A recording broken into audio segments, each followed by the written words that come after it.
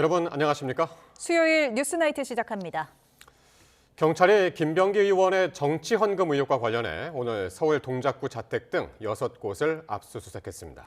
금품 전달 과정에 관여했다고 의심받는 이지희 동작구 의원도 압수수색 대상에 포함됐습니다. 먼저 이현정 기자가 보도합니다. 서울경찰청 공공범죄수사대가 김병기 의원 측이 정치 헌금 3천만 원을 받았다는 의혹과 관련해 압수수색을 벌였습니다. 대상은 서울 동작구에 있는 김 의원 자택과 국회의원회관 사무실, 지역구 사무실 등 모두 6곳입니다. 김 의원과 같은 아파트, 같은 라인에 거주하는 이지희 동작구 의원의 자택과 사무실도 포함됐습니다. 3천만 원 소수 입증할 만한 자료 있으셨나요? 이지 자택에서는 어떤 유언 증거 확보하셨나요? 경찰은 또 김 의원을 통해 숭실대 편입과 취업 과정에서 특혜를 받았다는 의혹이 제기된 차남의 자택도 압수수색했습니다. 특히 김 의원 부부의 귀중품이 보관된 것으로 알려진 금고를 압수수색 영장에 적시했지만 확보에 실패해 다른 곳으로 옮겼을 가능성도 배제하지 않는 것으로 파악됐습니다. 경찰은 이번 강제 수사는 김 의원 측이 전직 구의원들에게 공천 헌금을 받았다는 의혹을 수사하기 위해서라고 설명했습니다. 앞서 공개된 탄원서에서 전 동작구 의원 2명은 지난 2020년 총선을 앞두고 김 의원 부인에게 각각 현금 2천만 원과 1천만 원을 건넸고 수개월 뒤 돌려받았다고 주장했습니다. 그러면서 1천만 원을 전달하고 돌려받는 과정에서 창구 역할을 한 인물로 김 의원의 측근으로 알려진 이 구의원을 지목했습니다. 이 의혹으로 고발된 김 의원 부부와 이지희 구의원, 전 동작구 구의원 2명 등 5명이 모두 출국 금지된 상태입니다. 김병기 의원은 이 밖에도 강선우 의원의 1억 공천 헌금 수수 묵인 의혹과 부인의 업무 추진비 유용 의혹 등 12개에 달하는 비위 의혹을 받고 있습니다. 경찰은 그동안 의혹을 폭로해온 김 의원의 전 보좌진 2명도 참고인 신분으로 다시 불러 조사했습니다. 또 압수물 분석을 마치는 대로 김 의원에 대한 소환 조사 일정도 조율할 전망입니다. YTN 이현정입니다. 경찰이 이렇게 김병기 의원에 대한 전방위 압수수색에 나서긴 했지만 늑장 수사 비판은 피하기 어려워 보입니다. 탄원서와 수사 요청을 접수한 뒤 이미 2달이 지난 상황에서 주요 증거물이 남아 있을지도 의문입니다. 보도에 부장원 기자입니다. 경찰이 김병기 의원의 공천헌금 수수 의혹을 처음 인지한 건 지난해 11월 초였습니다. 김 의원 배우자에게 선거자금 명목으로 수천만 원을 줬다가 돌려받았다는 전직 구의원들의 탄원서와 함께 수사 요청이 접수된 겁니다. 하지만 당시 서울 동작경찰서는 정식 수사는커녕 내사도 하지 않았고 상급기관인 서울경찰청에도 알리지 않았습니다. 이후 의혹이 일파만파 번지자 서울청이 전직 구의원들을 소환하는 등 직접 수사에 나섰습니다. 탄원서 내용을 1천만 원 전달한 게 있지 않습니까? 그 외에 추가적으로 전달한 게 없으시다는 말씀이십니까? 인정하시나요? 있는 그대로 다 얘기하고 왔으니까 그렇게 하세요. 하지만 강제 수사는 좀처럼 이뤄지지 않았습니다. 금품이 오간 사건의 경우 초기 증거 확보가 수사의 성패를 가를 핵심 요소인데도 미온적인 모습을 고수한 겁니다. 정치권 눈치를 보며 늑장을 부리는 것 아니냐는 비판이 잇따른 이유입니다. 그러는 사이 김 의원 측근들은 메신저에 다시 가입하거나 휴대전화를 교체한 정황이 포착됐습니다. 김 의원 역시 앞서 배우자 의혹과 관련한 검찰의 내사 소식에 보좌진에게 증거인멸을 지시했다는 의혹이 불거진 상황입니다. 강제 수사에 머뭇된 사이 증거가 사라졌거나 오염됐을 가능성을 배제할 수 없다는 지적이 나옵니다. 경찰은 뒤늦게 대대적인 압수수색에 나섰지만 수사의 활로를 뚫어낼 핵심적인 증거를 확보하지 못하는 한 늑장 수사 비판은 피하기 어려워 보입니다. YTN 부장원입니다. 이런 가운데 사무국장으로부터 보고받기 전까지 1억 원을 전달받은 사실을 몰랐다는 강선우 의원의 주장과는 달리 김경 서울시 의원은 금품 수수 자리에 강 의원이 직접 동석했었다는 취지로 주장한 것으로 파악됐습니다. 경찰은 내일 김 시의원에 대한 2차 소환 조사를 통해 관련 내용을 확인할 전망입니다. 정현우 기자의 보도입니다. 1억 공천헌금 의혹과 관련해 김경 서울시 의원이 강선우 의원의 해명과 상반되는 취지의 주장을 내놓은 것으로 파악됐습니다. 1억 원을 전달하던 자리에 강 의원도 함께 있었다는 겁니다. 김 시 의원은 최근 경찰에 제출한 자수서에서 지방선거를 앞둔 지난 2022년 카페에서 돈을 건넸을 당시 강 의원과 강 의원의 전 사무국장 남모 씨가 함께 있었다고 주장한 것으로 알려졌습니다.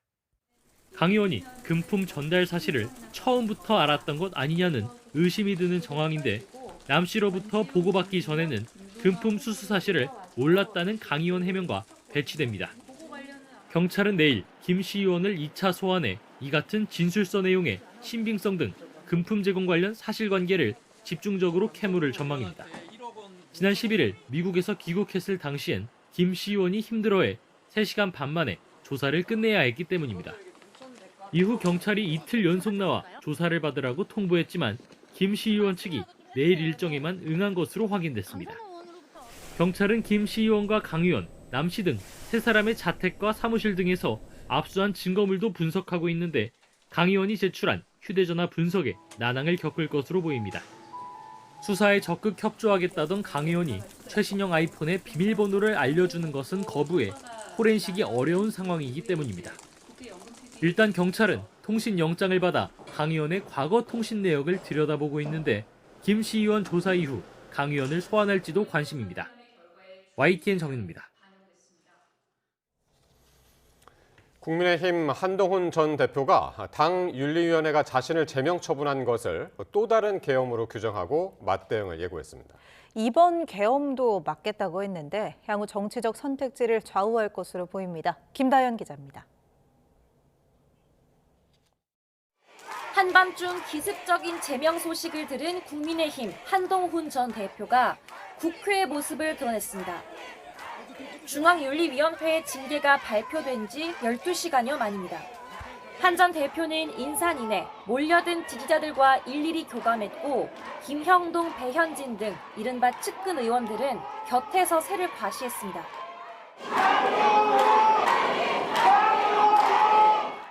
취재 열기 속에 읽어내린 3줄짜리 입장문에서 한 전 대표는 징계를 계엄에 빗댔습니다. 계엄을 극복하고 통합해야 할 때 또 다른 계엄이 선포된 것입니다. 국민, 당원과 함께 이번 계엄도 반드시 막겠습니다. 장동혁 지도부는 윤리위원회는 독립기구라고 주장하지만 한 전 대표는 몰랐을 리 없다고 발끈했습니다. 우리 좀 솔직해집시다. 이 문제는 장동혁 대표가 계엄을 막은 저를 찍어내기 위한 일을 하고 있는 것이다. 이제 관심은 한 전 대표의 향후 대응입니다. 이른바 답정너 윤리위가 판단을 번복할 가능성을 낮게 보는 만큼 재심 요청은 하지 않기로 했습니다. 또 당을 나가려면 진작에 나가지 않았겠냐는 말로 탈당, 분당, 창당에는 선을 그었습니다. 대신 가처분 신청 등 법적 판단을 받아볼 생각인데 일단 징계가 확정될 때까지 지켜보려는 기류입니다. 하지만 어떤 결론이 나오든 정치적 부담은 마찬가지입니다. 징계가 부당하다는 법원 판단이 나오면 당장은 당적이 유지되지만 본안 소송까지 장기전을 피할 수 없고 반대의 결정이 내려지면 그야말로 되돌릴 수 없는 치명타가 될 거란 분석입니다. 물론 정치 탄압 여론을 등에 업어 무소속으로 출마할 수 있다는 관측도 배제할 수 없습니다. 한 전 대표가 지방선거를 앞둔 정치권 태풍의 눈으로 떠오른 모습입니다. YTN 김다연입니다. 결국 한동훈 전 대표 제명의 열쇠를 당 최고위원회가 쥔 상황에서 장동혁 대표는 윤리위 결정을 뒤집지 않겠다며 제명 가능성을 시사했습니다.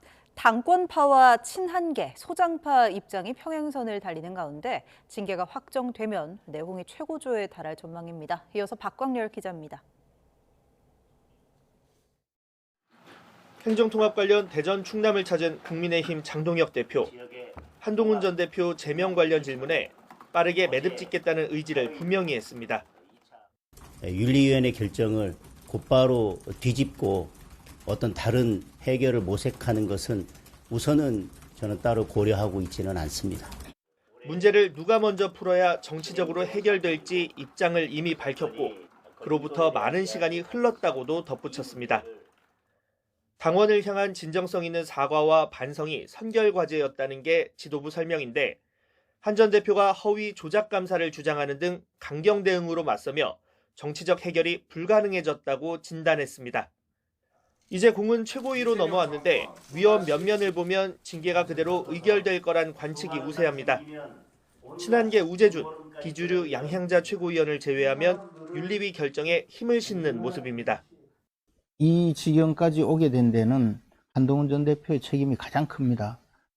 당원 게시판 자체를 셧다운시키고 대부분의 이제 뭐 의원들도 그렇고 지지자들도 이 문제를 가지고 너무 오래 끌었다. 이게 덮는다고 덮여지는 게 아니기 때문에 물론 친한계와 소장파 중심으로 지도부가 윤리위 결정에 제동을 걸어야 한다는 목소리도 끊이지 않고 있습니다. 친한계는 이번 징계를 뺄셈의 결단이라고 표현했고 많은 분들이 정적을 제거하는 그 사안이라고 말씀하시는데 이것을 강행한다면 장동혁 대표는 큰 정치적 책임을 지게 될 것이라고 믿고 당내 20여 명의 소장파 의원 모임 역시 지도부의 징계 재고를 촉구했습니다. 정당 민주주의를 파괴하고 당의 통합에 역행한 반헌법적, 반민주적인 것으로 규정합니다. 일부 중진은 SNS를 통해 징계 수위에 아쉬움을 드러내거나 양측 모두 냉정한 판단으로 길을 찾아야 한다고 지적하기도 했습니다. 징계 표결권을 쥔 원내 지도부 의중에 영향을 미칠 의원들 여론이 변수로 꼽히는 가운데 애초 한 전 대표에게는 사과를, 지도부엔 정치적 해법을 기대한 다수 의원은 아직은 신중한 태도를 보이고 있습니다.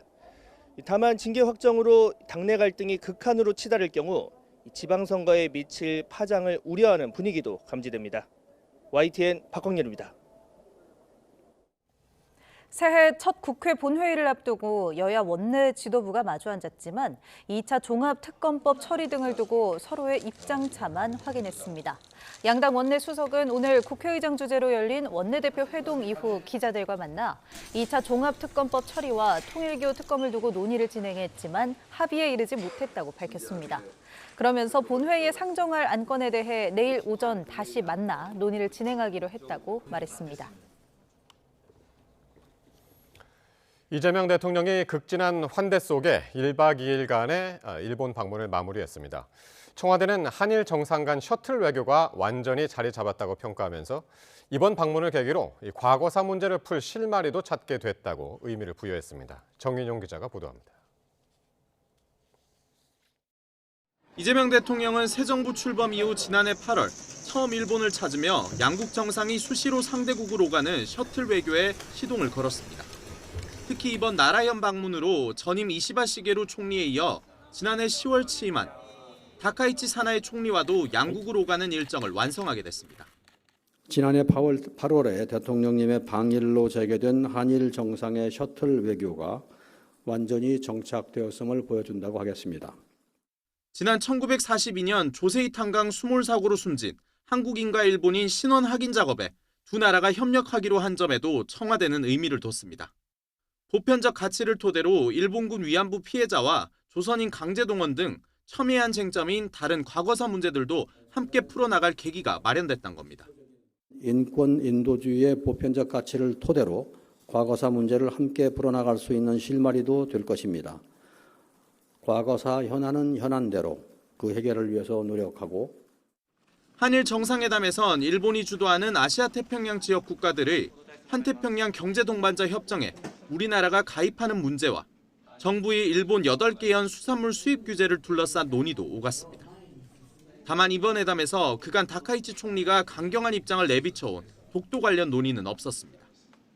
양국 간 갈등의 불씨는 남아있는 건데 청와대는 한일 간 협력을 공고히 할 수 있도록 뒷받침하겠다는 입장입니다.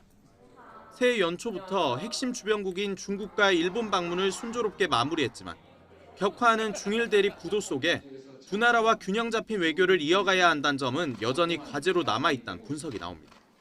YTN 정인용입니다. 코스피가 사상 처음으로 4,700선을 돌파했습니다. 지수는 소폭 하락 출발했지만 반등해 0.65% 오른 4,723포인트로 거래를 마쳤습니다. 9거래일 연속 사상 최고치를 경신한 겁니다. 반면 코스닥 지수는 외국인과 기관의 매도에 0.7% 내린 942로 마감했습니다. 원달러 환율은 일본 엔화 약세 속에 열흘째 상승세를 지속하며 1,477.5원으로 주간 거래를 마쳤습니다. 교원그룹 해킹 사고 관련 영향권에 포함된 이용자가 554만 명으로 파악됐습니다. 교원그룹은 이번 랜섬웨어 공격으로 554만 명의 고객 정보가 영향을 받았다고 밝혔습니다. 교원그룹 관계자는 랜섬웨어 공격의 특성상 정보 접근이 어려운 상황이라 고객 정보가 삭제됐는지 유출됐는지 등을 관계기관과 외부 보안 전문 기관과 함께 확인하고 있다고 설명했습니다. 현재 신고를 받은 한국인터넷진흥원이 관련 내용을 확인하고 있는 것으로 확인됐습니다. 미국 의회가 여야 가릴 것 없이 이 쿠팡에 대한 한국 정부 규제를 마녀 사냥이라고 비판하면서 쿠팡 구하기에 나섰습니다. 이 청문회에서 적극적으로 비호에 나선 의원들은 이 쿠팡이 광범위하게 뿌린 로비와 기부금 수혜자들이었습니다. 권준기 기자입니다. 미 의회 청문회 첫 질의부터 쿠팡이 등장했습니다. 공화당 소속인 스미스 위원장은 지난해 한미 정상회담에서 미국 기업을 차별하지 않기로 약속하고도 한국 정부와 국회가 쿠팡을 공격하고 있다고 비판했습니다. Korean regulators already seem to be aggressively targeting U.S. technology leaders. One example would be Coupang through discriminatory regulatory actions. 최근 한국 국회가 통과시킨 정보통신망법을 검열법이라고 표현하며 2명의 미국 경영인이 마녀 사냥을 당하고 있다는 주장도 나왔습니다. 김범석 의장과 해롤드 로저스 임시대표가 부당한 탄압을 받고 있다는 겁니다.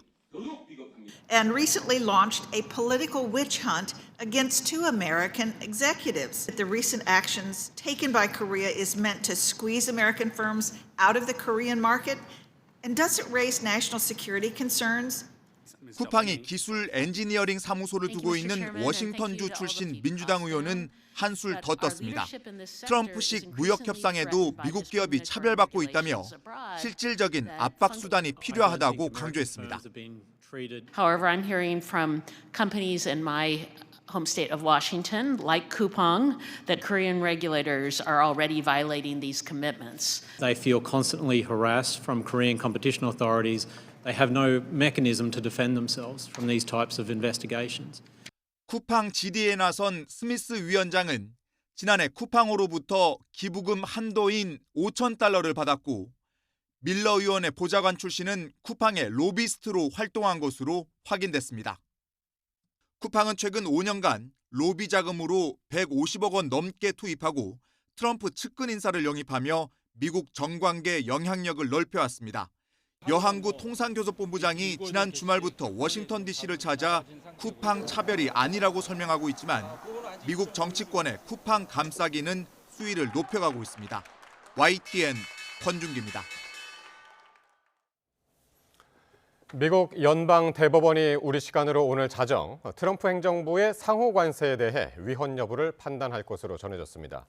위헌 결정이 나올 경우 세계 무역 질서는 물론 한국의 핵심 수출 산업에도 직접적인 영향이 예상됩니다. 권영희 기자입니다. 트럼프 행정부가 국제 비상경제권한법을 근거로 부과한 상호관세 위헌 판단 여부에 전 세계 이목이 쏠리고 있습니다. 앞서 1심과 2심 재판부가 모두 대통령의 권한 남용이라며 위헌 결정을 내린 만큼 대법원도 같은 결론을 내릴 것이란 전망이 우세합니다. 위헌으로 결론 나면 미국 정부가 이미 거둬들인 관세 1,500억 달러에 대한 대규모 환급 소송이 본격화될 전망입니다. 관세를 외교와 통상의 핵심 수단으로 활용해온 트럼프식 보호무역 정책도 중대한 타격을 받게 됩니다. If that were ever reversed, it would be a disaster. Frankly, it would be a national security problem for our country. 관세 부담이 컸던 소비재와 산업재를 중심으로 미국 증시가 반등하면서 금융시장은 단기적으로 안도 랠리를 보일 가능성이 큽니다. 그러나 한국 경제에 미치는 영향은 단순한 안도로만 보긴 어렵습니다. 한국은 자동차와 철강, 반도체 등 주력 산업에서 미국 시장의 의존도가 높고 최근엔 대규모 대미 투자를 조건으로 관세 인하를 협상해 왔습니다. 상호 관세가 무효화되더라도 미국이 품목별 관세나 국가안보 명분의 개별 관세로 방향을 틀 경우 한국 기업들은 다시 불확실성에 직면할 수 있습니다. 이미 스콧 베선트 미 재무부 장관은 다른 수단을 활용해 지금과 같은 구조의 관세 정책을 지속할 것이라고 밝혔습니다. 하지만 관세 환급과 향후 대응을 둘러싼 미 행정부 내부의 혼선도 적지 않습니다. We are currently exploring all legal options to get that done. I don't have a timeline for you or any further details, but I can confirm for you that the president made it clear he wants to make it happen. 특히 반도체와 자동차는 미국 내 생산 확대 요구와 맞물려 관세 대신 투자 압박이나 공급망 재편 요구가 강화될 가능성도 제기됩니다. 한국 산업 전반이 미국 통상 정책의 다음 수순을 예의주시할 수밖에 없는 이유입니다. 합헌 결정이 나올 경우 트럼프식 보호무역은 사법적 정당성을 확보하며 통상 압박도 한층 거세질 수 있습니다. 연방 대법원의 이번 판단은 미국 통상 정책의 향방뿐 아니라 전 세계 경제의 불확실성을 가늠할 중대 분수령입니다. YTN 권영입니다. 윤석열 전 대통령은 사형이 구형된 이후에도 경고성 계엄이라는 주장을 반복했습니다. 특검 수사가 조작됐다거나 자신이 순진했다고 말하기도 했습니다. 김영수 기자가 보도합니다. 윤석열 전 대통령은 최후 진술에 혼자 1시간 반을 쓰면서도 사과 한마디 없었습니다. 되레 비상계엄 수사가 조작됐다며 자신을 정치적 탄압의 희생양으로 몰았습니다. 민주당의 호루라기에 맹목적으로 달려들어 물어뜯는 이리떼들의 모습이라는 생각이 듭니다. 윤 전 대통령은 당시 국가 비상사태라고 판단했다면서 비상계엄을 선포한 이유에 대해 또 이렇게 말했습니다. 망국적인 국회 독재에 이제는 주권자인 국민을 상대로 비상벨 울릴 수밖에 없다고 생각합니다. 상식에서 한참 벗어난 주장은 90분 내내 이어졌습니다. 탄핵 심판 과정에서 자신이 너무 순진했다면서 바보가 어떻게 쿠데타를 하느냐고 하더니 순진하게 생각을 했던 것이죠. 그러니까 이런 바보가 어떻게 친위 쿠데타를 합니까? 친위 쿠데타 할 정도 되면은 눈치가 빨라야죠. 비상입법기구 설치 시도 의혹에서는 법률 전문가가 됐습니다. 만약에 법률 전문가인 제가 봤으면 벌써 용어부터 뭐 이런 거 좀 잘 손을 봤겠죠. 때때로 인상을 쓰고 언성을 높인 윤 전 대통령은 흥분한 듯 책상을 내려쳤습니다. 국회 해산하고 개헌을 어떻게 할지가 서야 국보위를 어떻게 만들지가 나오는 것이고, 윤 전 대통령은 계몽됐다며 응원하는 국민을 보고 비상계엄이 효과가 있었다고 생각했다며 이른바 계몽령을 다시 꺼내기도 했습니다. YTN 김영수입니다.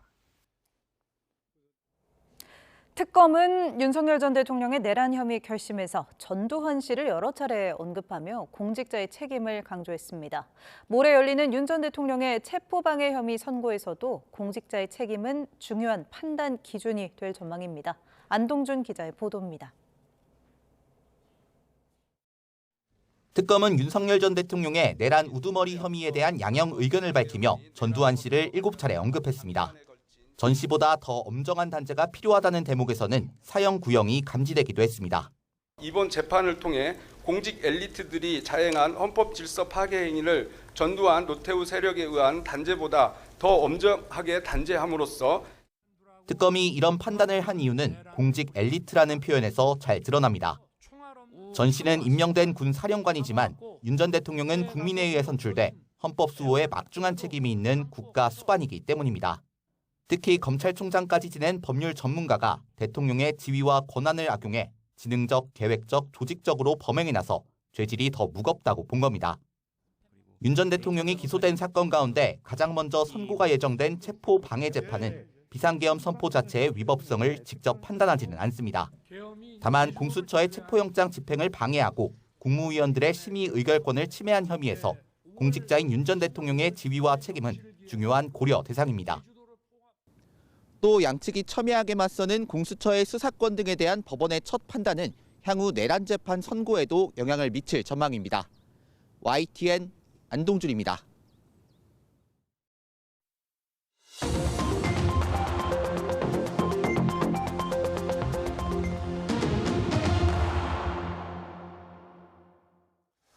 네, 정치권 관심 뉴스 짚어보는 포커스 나이트 시간입니다. 오늘은 신천영 전 민주당 의원, 홍석준 전 국민의힘 의원 나오셨습니다. 어서 오십시오. 안녕하십니까. 네. 자, 국민의힘 상황부터 살펴보겠습니다. 이 국민의힘 윤리위원회가 오늘 새벽 한동훈 전 대표에 대한 제명을 의결했습니다. 어떻게 보시는지요? 이게 절차하고 이제 시점을 봤을 때 이번 징계가 이제 상당히 기습적이었다 그렇게 보여지는데, 홍 의원님.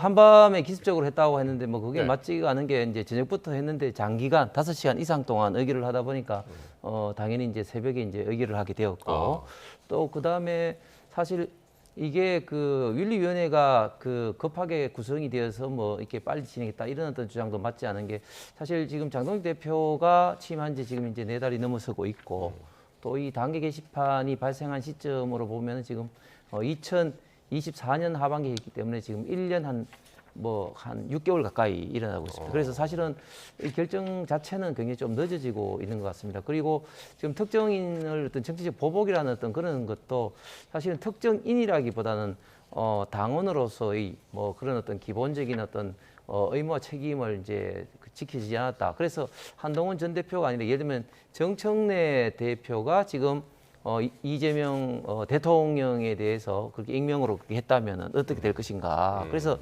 특정인을 정치 보복했다는 것도 맞지 않고 어쨌든 지금 전 대표에 대한 어떤 제명에 대해서는 사실 당내에 지금 여러 가지 이야기가 있을 수밖에 없습니다만 당윤리위원회에서 확고하게 이번에는 좀 원칙을 정해서 책임을 부과를 한 것 같습니다. 그러니까 당 내외에서 지금 이제 기습적인 결정이다라는 이야기들이 많이 나오는데 어쨌든 홍 의원께서는 오히려 사건 발생 이후에 너무 늦은 결정이었다 이제 그렇게 말씀을 하시는데 어떻게 들으셨습니까? 그래도 오늘 새벽 1시 15분에 이런 제명에 대한 결론을 보도하는 거는 사실 언론사에 대해서도 그렇고 통상적인 일이 아니죠. 그렇기 때문에 다들 깜짝 놀라가지고 보도하느라고 여러 가지 아침 조간신문에 대해서도 반영 못하고 여러 힘든 이슈들이 있었다고 하는데 결론적으로 봤을 때 기습으로 발표한 건 맞는 것 같습니다. 그리고 경징계할 수도 있었는데 가장 최고의 그런 징계인 정말 제명을 결정했다는 것도 어떻게 보면은 윤리 구성을 할 때 윤민호 교수 그분의 성향을 봤을 때도 결론 정해놓은 거 아니냐라는 추측을 할 수가 있었죠. 그런 면에서도 그래도 가장 강한 제명이라는 거는 어떻게 보면은 국민의힘에서는 오늘 윤석열 전 대통령이 사형을 구형받은 것처럼 한동훈의 국민의힘 내에서의 또 사형 선고일 수도 있기 때문에 이런 부분에 있어서 같은 날 이런 이슈들이 정치권을 도배한다? 그것은 비상개혁과 탄핵의 그런 윤석열에 대한 문제점도 있지만 사실은 윤석열을 탄핵으로 몰고 간 것이 한동훈 아니냐 이런 내부에서의 국민의힘의 그런 윤 어게인 세력과 그 강성 지지층들의 분노에 대해서 어느 정도의 달래기의 그런 용도로 이런 강력한 징계가 된 거 아니냐라는 면에서 앞으로도 국민의힘은 내분과 내홍이 지속될 수밖에 없다라고 생각합니다. 지금 말씀하신 것처럼 이제 윤석열 전 대통령에 대한 특검의 이제 사형 구형 직후에 또 이렇게 이런 결정이 나오다 보니까 그런 해석들도 지금 이제 나오고 있는 것 같습니다. 자, 이렇게 제명 소식이 전해지자 한동훈 전 대표는 강하게 반발하면서 맞대응을 예고했는데요. 직접 그 기자회견 장면 보시겠습니다. 계엄을 막고 당을 지킨 저를 허위 조작으로 제명했습니다. 계엄을 극복하고 통합해야 할 때 헌법과 민주주의를 파괴하는 또 다른 계엄이 선포된 것입니다. 국민, 당원과 함께 이번 계엄도 반드시 막겠습니다. 사실 결론을 정해놓고 하는 것이다라고 저는 생각해요. 심각한 절차적 위법이 있다라고 봅니다. 우리 좀 솔직해집시다. 이 문제는 장동혁 대표가 계엄을 막은 저를 찍어내기 위한 일을 하고 있는 것이다. 네, 한동훈 전 대표 또 다른 계엄 선포다. 그리고 이번 계엄도 반드시 막아내겠다. 반발 강도가 좀 셌습니다. 네. 저는 한동훈 전 대표의 저런 어떤 태도가 오히려 지금 현재 문제를 더 키우고 있다. 그래서 이제 윤리위원회에서도 여러 가지 고민을 했겠습니다만은 징계 최고 수위인 제명으로 결론을 낸 것 같습니다. 왜냐하면 사실 2024년도 하반기 이 문제가 단계 게시판 문제가 처음 불거졌을 때 솔직하게 인정을 하고 사과를 했으면 그걸로 끝인 문제입니다. 그런데 본인이 강력하게 이제 부정을 하다가 사실이 드러나게 되니까 처음에는 가족 중에 이제 일부가 사설이나 칼럼을 썼다고 이제 일부 좀 인정을 했습니다만은 그 이후에는 이것이 이제 조작됐다고 이야기를 하면서 당무감사위원회 이호선 위원장에 대해서 고소를 하고 또 당윤리위원회도 이제 당윤리위원회 명단이 노출이 되면서 특히 윤민우 이 위원장에 대해서 개인적으로 또 공격을 하고 뭐 이런 어떤 것들이 굉장히 문제를 더 키워버렸습니다. 그렇기 때문에 지금 저런 자세 또 다른 어떤 계엄을 발동했다. 그래서 이제 헌법과 민주주의를 위반한 어떤 거라고 하는데 어떤 결정이 헌법과 민주주의를 위반했는지 그리고 절차적 어떤 그런 과정도 사실 이번에 굉장히 좀 신중을 기해서 당무감사위원회 어떤 결정 그다음에 당윤리위원회 결정 원래 당윤리위원회 구성도 지금까지는 윤리위원장을 다 이제 대표가 지명을 했는데 이번에는 100% 그런 어떤 절차적 하자를 없애기 위해서 윤리위원회 어떤 호선까지 하면서까지 이제 윤리위원장을 임명을 했습니다. 그래서 윤문희 교수가 처음에 뭐 장동혁 대표가 찍어놓고 임명한 것도 아니거든요. 그렇기 때문에 이렇게 대응하는 한동훈 전 대표와 그 친한계라고 불리는 분들의 대응으로 인해서 더 문제가 이렇게 키워져 버렸다. 막판까지도 이 당윤리위원회 결정에 대해서 또 다른 계엄이다? 저런 식으로 저는 반발하는 것은 많은 어떤 국민들과 특히 우파 보수 지지자들이 인정하기는 상당히 좀 어려울 것 같습니다. 그러니까 절차도 굉장히 이제 신중을 기해서 이렇게 했는데 어쨌든 한동훈 전 대표는 절차적으로 위법성이 있다. 그래서 재심 신청도 안 할 것이다. 해봤자 소용없는 것이다. 그러면서 이제 가처분 신청 이런 뭐 법적 대응까지 지금 이야기를 한 것 같아요. 그렇죠. 하겠죠. 그래서 가처분 신청이 받아들일 가능성도 배제 못한다고 저는 생각을 합니다. 왜냐하면 이호선 위원장이나 아니면 지금 윤민우 위원장이나 그 과정에서의 징계에서의 절차적 하자는 좀 있는 것 같아요. 실제로 보면은 이번에도 새벽에 발표했을 때는 한동훈 본인이 연루된 것으로 확인이 된 것처럼 보도를 했다가 사실 그런 부분에 대해서는 조금 더 사실관계 수사기관이 확인이 필요하다. 이런 식으로의 톤을 계속 바꾸면서 결정문이 정정된 부분 말씀하시는 거죠? 오늘 그렇기 아침에. 때문에 명확하게 근거를 가지고 사실관계를 확인한 다음에 결정한 것이 아니라 그 과정에서 분명히 하자가 있는 것이 아니냐. 그래서 결론을 정해놓고서는 지금 제명으로 해놓고서는 그 발표하는 과정에서의 실수가 있었다. 그리고 이호선 전 위원장도 보면은 결국에는 공식적인 공포문이 아니라 개인의 블로그에 올리면서 사실은 그 내용에서도 사실관계가 틀린 것들이 분명히 있었기 때문에 그런 빌미와 꼬투리가 분명히 있어서 한동훈 전 대표는 이런 부분을 파고 들어가서 결국에는 법정 다툼을 할 수밖에 없는 상황이 됐다라고 보는 것이고요.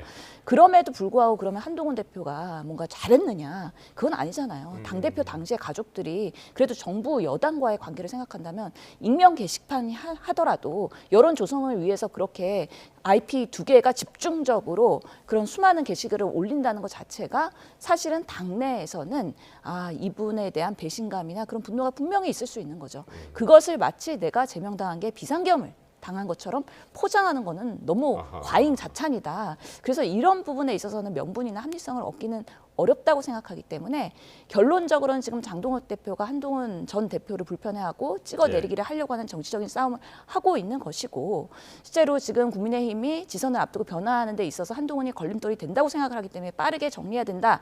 이런 내부에서의 일부의 목소리가 있기 때문에 홍석준 의원님도 이 부분에 있어서 두둔을 하는 거라고 저는 생각을 하거든요.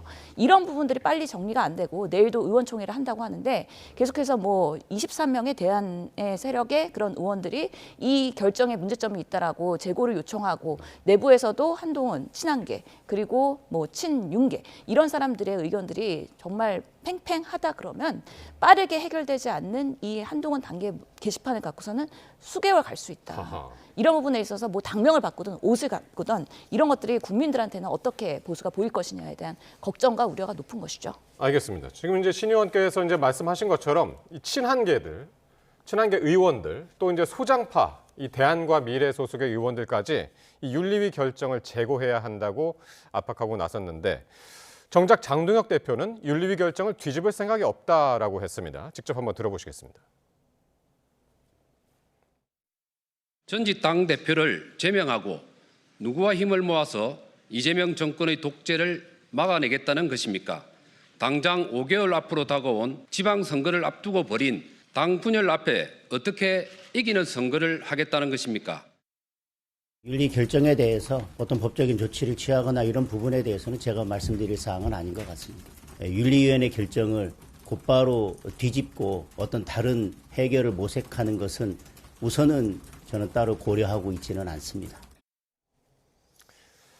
자, 일단은 윤리위에서는 제명 결정을 했고 이게 최종적으로는 내일 최고위원회의에서 이제 의결이 돼야 하는 상황인데 거기 이제 최고위원회 이제 장동혁 대표가 이제 주재를 하는 것 아니겠습니까? 근데 장동혁 대표는 윤리위 결정을 그대로 좀 따를 것 같은 그런 취지로 이야기를 했습니다.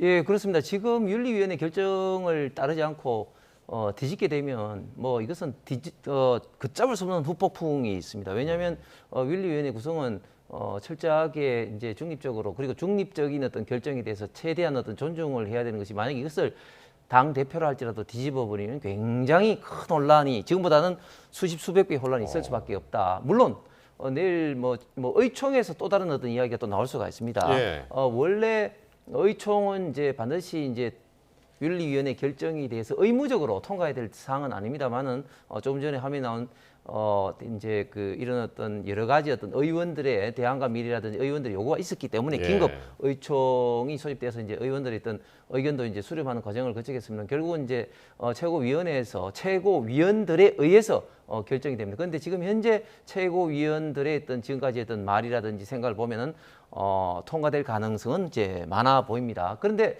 지금 한동훈 대표가 아까 제가 대응을 잘못하고 있다고 말씀드렸는데 한동훈 전 대표가 윤리위원회의 어떤 소명 요구를 받았음에도 불구하고 거기에 대해서 응하지도 않는 거라든지 그리고 철저하게 계속해서 윤리위원회를 계속해서 압박하는 그런 어떤 형태를 벌여왔습니다. 그런 것들이 지금의 어떤 이런 최고 징계 수위까지 제명까지 이렇게 결정됐기 때문에 이 대응하는 어떤 과정에서 대단히 좀 미흡하다. 그러니까 최대한 어떤 정치적인 어떤 그런 결정을 조금이라도 유도하기 위해서는 본인이 어떤 사과와 그리고 그런 어떤 최대한 어떤 소명의 어떤 노력을 좀 해야 되는데 전혀 그렇지 않다. 예를 들면 김병기 원내대표 같은 경우는 어쨌든 본인이 소명했음에도 불구하고 민당이 윤리심판을 해서 제명이 결정됐는데 한동훈 전 대표 같은 경우는 아예 그런 어떤 것도 하지 않고 일방적으로 계속해서 윤리위원회를 좀 압박하는 그런 것들이 오히려 더 크게 지금 현재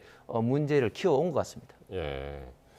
그러니까요. 근데 이제 이렇게 이제 반발하는 분들이 한동훈 전 대표뿐만이 아니라 그리고 이제 친한계뿐만이 아니라 이 소장파 모임 기자회견 조금 전에 보셨습니다만 그 부분들도 그렇고 지금 이제 서울시당 신년 인사회가 오늘 있었는데 그 자리도 상당히 요 사안 가지고 고성과 야유 상당히 혼란스러웠던 것 같습니다.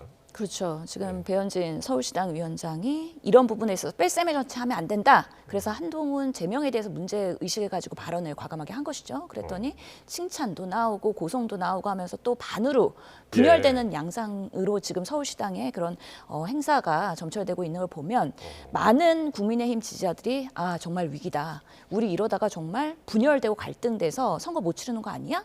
라는 부분에 있어서의 많은 문제 의식을 가지게 될 것이다라는 생각이 들고요.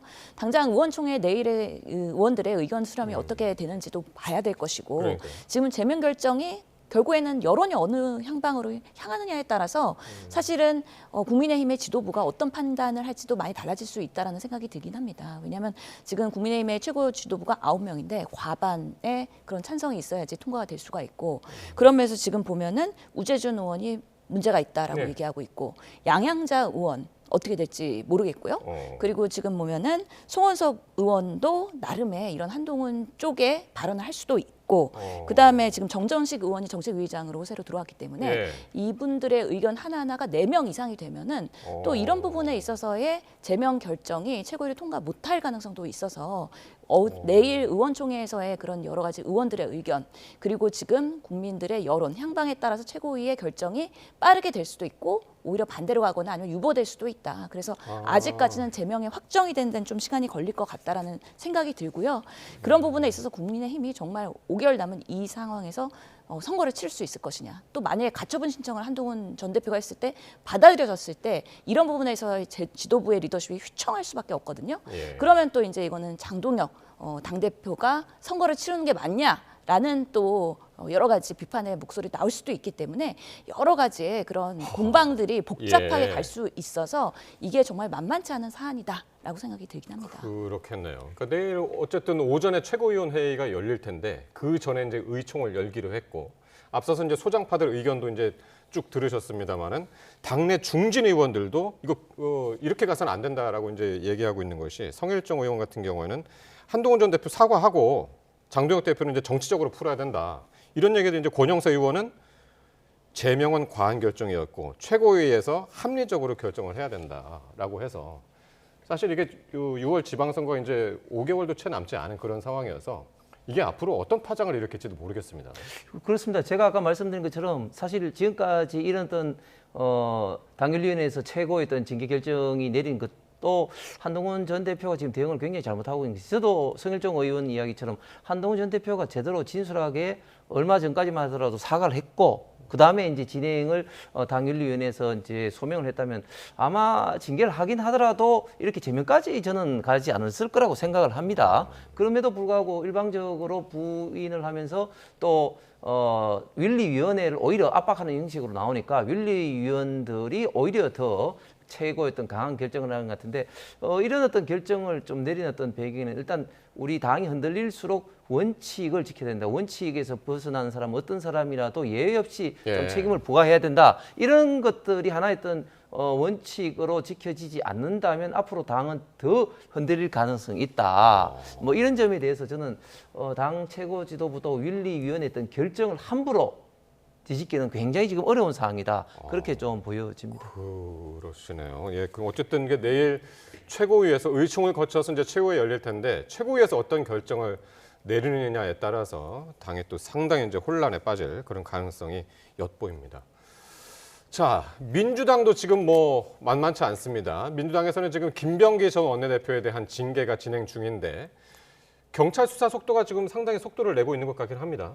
그동안에 뭐 경찰 수사가 미진하다, 대응이 느리다 이런 비판들이 있어서 국민의힘에서도 특검 가야 된다라고 많이 주장하지 않았습니까? 그래서 오늘 경찰에서 압수수색을 진행을 했죠. 그래서 김병기 의원의 자택과 의원회관과 여러 가지 구의원 그런 공간들 여러 부분에 있어서의 그 여러 시간에 걸쳐서 지금 자택 포함한 압수수색이 진행이 됐고 또 출국 금지도 이루어졌습니다. 그래서 김병기 의원과 가족 그리고 구의원 이런 부분에 있어서의 지금 이제 빠른 속도의 수사를 이제 속도를 내야 되는 상황이긴 한데 워낙에 사건이 그래도 몇 년 지났어요. 그리고 공소시효가 지난 부분도 있고 그렇기 때문에 예전에 그런 물증이나 증거 자료가 남아 있을 것이냐 이런 것들을 증거물을 압수했으면 또 분석하고 포렌식하고 하는데 시간이 상당히 또 걸릴 수가 있거든요. 그런 면에 있어서의 경찰이 수사 능력에 대한 시험대가 올랐다라는 생각이 들고요. 김병기 의원 입장에서는 한 달만 기다려줘라. 나는 내가 무혐의 다 입증하고선 다시 민주당에 남아서 계속 정치하겠다라는 그런 강한 의지를 보이고 있지 않습니까? 내가 제명되고 민주당을 떠나는 것은 그것 자체로서 정치적으로 사망하는 것이라고 생각을 하고 있기 때문에 그런 면에서 당내에서는 사실 박지원 의원님부터 해서 정말 마음은 아프지만 그러면 안 된다. 탈당해야 된다. 소명하고 돌아오는 한이 있더라도 라고 하면서 그런 의원님들의 목소리들이 꽤나 점점 커지고 있는 것이 아니냐. 그래서 이 부분에 있어서 김병기 의원이 당내에서 계속 남아서 뭔가 버티기를 한다. 그랬을 때는 매일매일 김병기 의원의 이슈들이 언론에 계속 조명될 수밖에 없기 때문에 민주당으로서도 상당히 부담스러울 수밖에 없는 지금 상황이다라고 말씀드리겠습니다.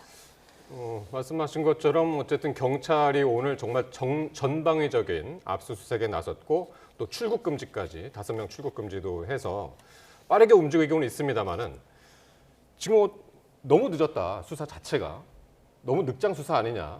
이런 비판이 나와서 과연 오늘 압수수색에서도 과연 무슨 증거를 확보했을까 이런 의문을 제기하기도 하던데요. 예, 그렇습니다. 지금 시간이 너무 지났을 뿐만 아니라 너무 지금 경찰이 민주당 특히 김병기 의원에게만 가면 칼이 굉장히 좀 무뎌지는 그런 사례가 지금 굉장히 많이 있었죠. 지금 김병기 의원 같은 경우 원내대표 선거할 때부터 첫째 아들이 국정을 취업할 때 당시에 2017, 8년도입니다만은 그 아내분이 국정원 기조실장 전화해서 뭐 청탁한 것부터 시작해서 여러 가지 문제가 계속 튀어나왔습니다. 최근에는 또 뭐 칼 어떤 특혜라든지 또 여러 가지 또 그 의전에 있었던 특혜라든지 그런 어떤 이슈가 나와서 사실 그런 것에 대해서도 수사를 촉구했음에도 불구하고 수사조차도 진행되지 않았고 특히 구의원 그 공천 헌금 관련해서 이미 그 경찰에서 이제 수사를 2023년도에 했습니다만 이것을 또 무혐의로 또 처분한 그런 또 사례도 있지 않습니까? 그러니까 굉장히 지금 경찰에서 지금 수사를 제대로 지금 못하고 있는데 이번에 어떻게 될지 모르겠습니다만은 어쨌든 이번 어떤 사안을 두고 사실은 웬만한 사람 같으면은 이제 이렇게 제명을 한 마당에 당연히 탈당을 해야 되는데 제명하기 전에도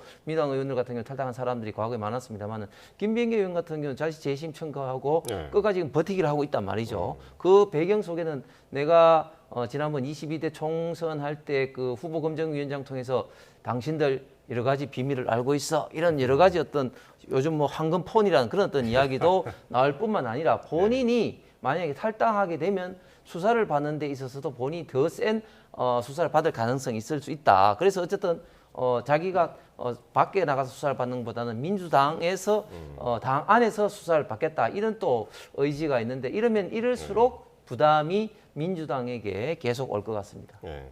어쨌든 지금 이제 경찰 수사가 워낙 이제 늑장 수사 비판이 있다 보니까 국민의힘, 뭐 개혁신당에서는 특검까지 이제 하자 이렇게 얘기하고 있습니다만 민주당에서는 뭐 들은 척도 안 하고 있는 뭐 그런 상황인데 어쨌든 지금 이제 12일 날 윤리심판원에서 제명 결정이 있었고 김병기 의원은 재심을 요청해서 이게 언제입니까?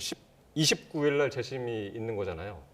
예. 네, 그래서 타임라인 보면은 이제 이번 주에 그 제명 결정이 났기 때문에 네. 그 제명 결정에 대한 판결문을 작성해서 김병기 의원한테 전달하는 시간이 이번 주고요.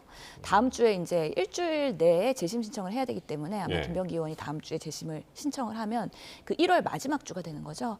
그때 보통 60일 내에 결론을 내야 되는데 빠르게 진행을 해서 한 주간 결론을 내겠다 해서 29일에 결론을 내면 아마 그 결론을 가지고 30일 다음 날에 이제 최고위원회 결과가 회부되는 방식으로 해서 민주당 내에서는 이 사건에 대한 윤리심판원 결정을 결국에는 1월 말까지는 결론을 내는 방식으로 지금 타임라인을 잡고 있는 부분이거든요. 뒤집힐 가능성은 없는 건가요? 지금 윤리심판원의 결정 자체가. 만약에 뒤집힌다고 하면은 뭔가 그동안에 소명됐던 자료들에서 새로운 사실이 나타나거나 아니면 잘못됐던 부분들이 코렉션이 된다거나 이런 부분들에 대한 반전이 있어야 될 텐데 과연 김병기 의원이 그런 부분에 있어서 소명을 명확하게 팩트를 근거로 할 수 있을까라는 부분에 있어서는 이미 많은 언론들이 그동안 드러냈고 사실 보좌관을 통해서 언론에 그런 여러 가지 사실관계가 전달이 됐기 때문에 대부분이 사실이 아니라고 김병기 의원님이 주장한다면 그렇지 않은 입증을 할 수 있는 근거가 있어야 될 텐데 그것을 과연 제출할 수 있을 것이냐가 관건이고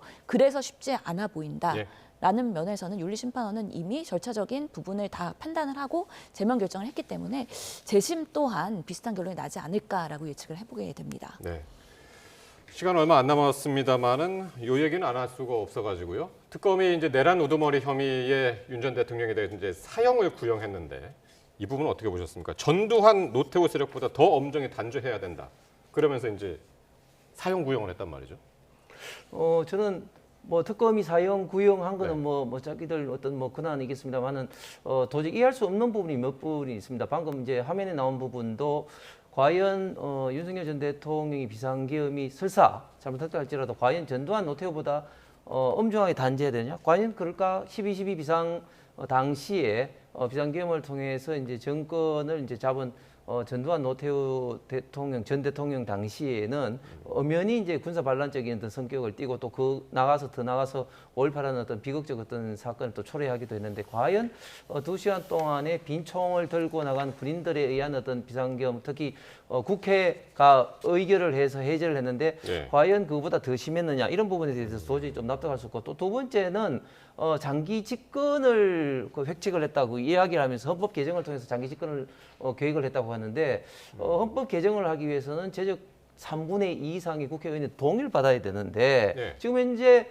국회 구성상 그렇게 동의를 절대 받을 수 없음에도 불구하고 어떤 방식으로 권력 독점을 통해서 장기 집권을 하려고 했는 것인지 도저히 상식적으로 납득할 수 없는 그런 것을 어제 그 사형 구형하는 어떤 그런 어떤 이유로 삼았단 말이죠. 그런 면에서는 좀 이해하기 좀 어렵습니다. 뭐 어제 그 구형 과정에서도 여러 가지 뭐 에피소드들이 많이 나왔었죠. 윤 전 대통령이 사형 구형하는 그 순간에도 웃음을 보였고, 뭐 최후 진술에서도 이제 반성은 절대 이제 들어가지 않은 90분 동안의 이제 최후 진술이었는데, 어쨌든 그 선고는 2월 19일, 다음 달 19일 날 이제 내려질 예정입니다. 청와대에서는 국민 눈높이에서 사법부가 판결할 것이다. 이렇게 이제 평가를 하기도 했습니다만은 어떻게 예상을 하시나요? 주기현 판사가 올바른 판단을 할 거라고 기대를 하면서 지켜봐야 된다고 보고요. 실제로 저희 자료화면에서 나오는 그 서울중앙지법의 417호가 30년 전에 전두환 대통령을 사실은 사형 선고, 구형을 했던 그 현장이기 때문에 정말 민주주의가 이렇게 발전한 상황에서 또다시 비상계엄을 들고 나온 윤석열에 대해서는 원천적으로 단죄를 하여서 다시는 이런 일들이 위헌위법하게 이루어지면 안 된다라는 부분에 있어서의 대한민국의 민주주의 정신이 살아있다는 것을 사법부가 올바르게 판단하고 강력한 형을 구형할 것이다라고 기대해 봅니다. 선고할 것이다. 두 분 말씀 여기까지 듣겠습니다. 지금까지 신현영 전 민주당 의원, 홍석준 전 국민의힘 의원과 함께했습니다. 두 분 고맙습니다.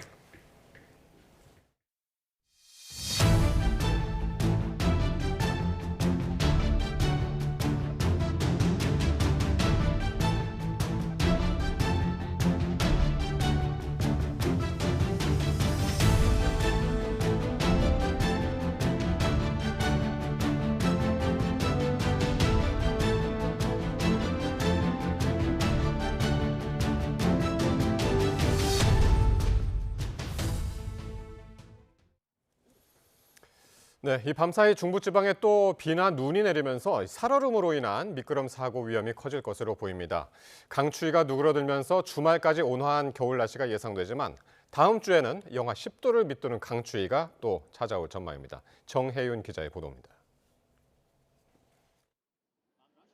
온화한 서풍이 유입되며 강추위의 기세가 잠시 누그러들었습니다. 아침에는 영하 10도 안팎까지 기온이 내려갔지만 한낮에는 내륙 기온이 영상권을 회복했고 제주도와 남부지방은 15도 가까이 기온이 올랐습니다. 이번 주말과 휴일까지 내륙지방은 예년 기온을 웃돌며 추위가 주춤할 전망입니다. 다만 밤사이 중부지방은 저기압 영향으로 또 한 차례 비나 눈이 오겠습니다. 기온이 낮은 강원도는 다소 많은 눈이 내려 쌓일 수 있어 빙판길 사고 대비가 필요합니다. 내륙은 눈보다 비가 내릴 가능성이 크지만 내린 비가 도로 살얼음을 만들 수 있는 만큼 미끄럼 사고 위험이 커질 것으로 우려됩니다. 수요일 밤부터 목요일 오전 사이 북쪽을 지나는 기압골의 영향으로 중부지방과 전북, 경북을 중심으로 비 또는 눈이 오는 곳이 있겠습니다. 특히 밤사이 기온이 떨어지면서 빙판길이나 도로 살얼음이 나타나는 곳도 있겠습니다. 잠시 숨고르기를 한 한파는 다음 주 초반 다시 심수를 부리겠습니다. 기상청은 다음 주 월요일부터 다시 강한 한기가 내려와 기온이 떨어지기 시작해 화요일 이후 서울 등 내륙의 아침 기온이 영하 10도 이하로 곤두박질하겠다고 밝혔습니다. 특히 다음 주 한파는 한 주 내내 길게 이어질 가능성이 크다고 내다봤습니다. 다음 주 초반에는 북쪽 상공에서 영하 30도 이하의 매우 찬 공기가 남하하면서 내륙을 중심으로 아침 기온이 영하 10도 아래로 크게 떨어지는 추위가 예상됩니다. 특히 이번 한파는 다소 길게 이어질 가능성이 있어 건강관리에 유의하셔야겠고 수도관 동파 및 한파 피해도 대비하셔야겠습니다. 기상청은 당분간 주기적으로 찬 공기가 남하하며 기온이 급변해 온탕과 냉탕을 번갈아 오가는 날씨가 예상된다며 잦은 눈비와 기온 변화에 유의해달라고 당부했습니다. YTN 정혜윤입니다. 청문회를 마치고 지난 1일 출국한 해럴드 로저스 쿠팡 대표는 경찰 1차 소환 통보에 불응했습니다. 경찰은 로저스 대표가 2차 소환에도 불응할 경우 대한민국 형사소송법 절차를 따르겠다는 입장인데 체포영장 신청까지 검토할지 관심입니다. 유서현 기자입니다. 대규모 개인정보 유출 사건과 관련해 경찰의 2차례 출석 요구를 받은 해럴드 로저스 한국 쿠팡 임시대표가 지난 1일 이미 해외로 출국한 사실이 뒤늦게 드러났습니다. 앞서 로저스 대표는 지난달 29일 입국해 30일부터 31일 이틀간 국회 청문회에 참석했습니다. 청문회는 저녁 8시가 넘어서까지 이어졌는데 로저스 대표는 이튿날인 새해 첫날 곧바로 출국한 것으로 파악됐습니다. 정회를 선포합니다. 다 수고하셨습니다. 가시고요. 이름 다시 불러드릴까요? 결국 해외에 있던 로저스 대표는 경찰의 1차 소환 통보일이었던 5일 응하지 않았습니다. 그 뒤에야 로저스 대표의 출국 사실을 인지한 경찰은 결국 이달 중순으로 2차 소환을 통보하고 조율 중인데 사실상 자발적 입국을 기다려야 하는 상황입니다. 쿠팡 측은 로저스 대표의 출국과 관련해 예정된 출장 일정으로 경찰에 출석 의사를 전달하고 적극적으로 협의하고 있다고 강조했는데 경찰 관계자는 로저스 대표가 2차 소환에 실제 응할지 지켜봐야 한다면서 출석하지 않을 경우 대한민국 형사소송법 규정과 절차에 따라 수사할 예정이라고 밝혔습니다. 통상 수사기관은 피의자가 3차례 소환 요구에 불응하는 경우 체포영장을 신청합니다. 경찰은 또 로저스 대표가 입국할 경우 출국 정지 등도 고려하겠다고 밝혔는데 수사기관 대응이 한 발 늦었다는 비판을 피하긴 어려워 보입니다. YTN 유서연입니다. 현직 교사들로부터 수능 모의고사 문제 등을 받은 혐의로 재판에 넘겨진 일타 강사 현우진, 조정식 씨가 억대 문항 거래를 한 것으로 파악됐습니다. 현 씨와 조 씨의 공소장에서 검찰은 수학 강사 현 씨가 지난 2023년 3월부터 5월까지 교사 A 씨와 B 씨에게 각각 20회에 걸쳐 1억 6,778만 원과 1억 7,909만 원을 송금했다고 적시했습니다. 아울러 조 씨는 지난 2021년 1월 자신의 연구원에게 수능 특강 교재 파일이 시중에 안 풀렸지만 사립교원으로부터 미리 받아달라고 요구해 출판 전이었던 EBS 교재 파일을 전송받은 것으로도 확인됐습니다. 연말정산에 필요한 각종 증명 자료를 손쉽게 조회할 수 있는 국세청 연말정산 간소화 서비스가 내일 열립니다. 추가되거나 수정된 자료를 반영한 최종 확정 자료는 20일부터 제공합니다. 국세청은 신용카드 사용 금액 등 각종 공제 자료를 올해는 3종을 추가해 모두 45종 제공합니다. 장애인이 기관에 직접 방문해야 받을 수 있었던 발달 재활 서비스 이용 증명과 장애인 활동 지원 급여 본인 부담금 자료가 간소화 서비스에 추가됐습니다. 네, 이 역대 최장 파업을 이어가고 있는 서울시 버스노조가 사측과 다시 협상에 나섰는데 입장차가 여전합니다. 노조가 최종 시한으로 못 박았던 밤 9시를 넘기고도 계속 교섭이 이어지고 있는데요. 자세한 내용 취재기자 연결해서 알아보겠습니다. 이형원 기자, 서울 시내버스 노사 여전히 협상을 이어가고 있죠?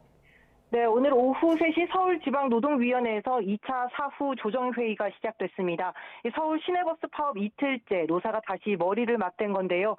저녁 식사를 건너뛴 채 벌써 7시간 넘게 집중 교섭을 이어가고 있습니다. 이 조정 시작에 앞서 노조 측은 기자들을 상대로 설명회를 진행했는데요. 이 기존 요구를 그대로 고수하며 오늘 밤 9시를 협상 시한으로 못 박았었습니다.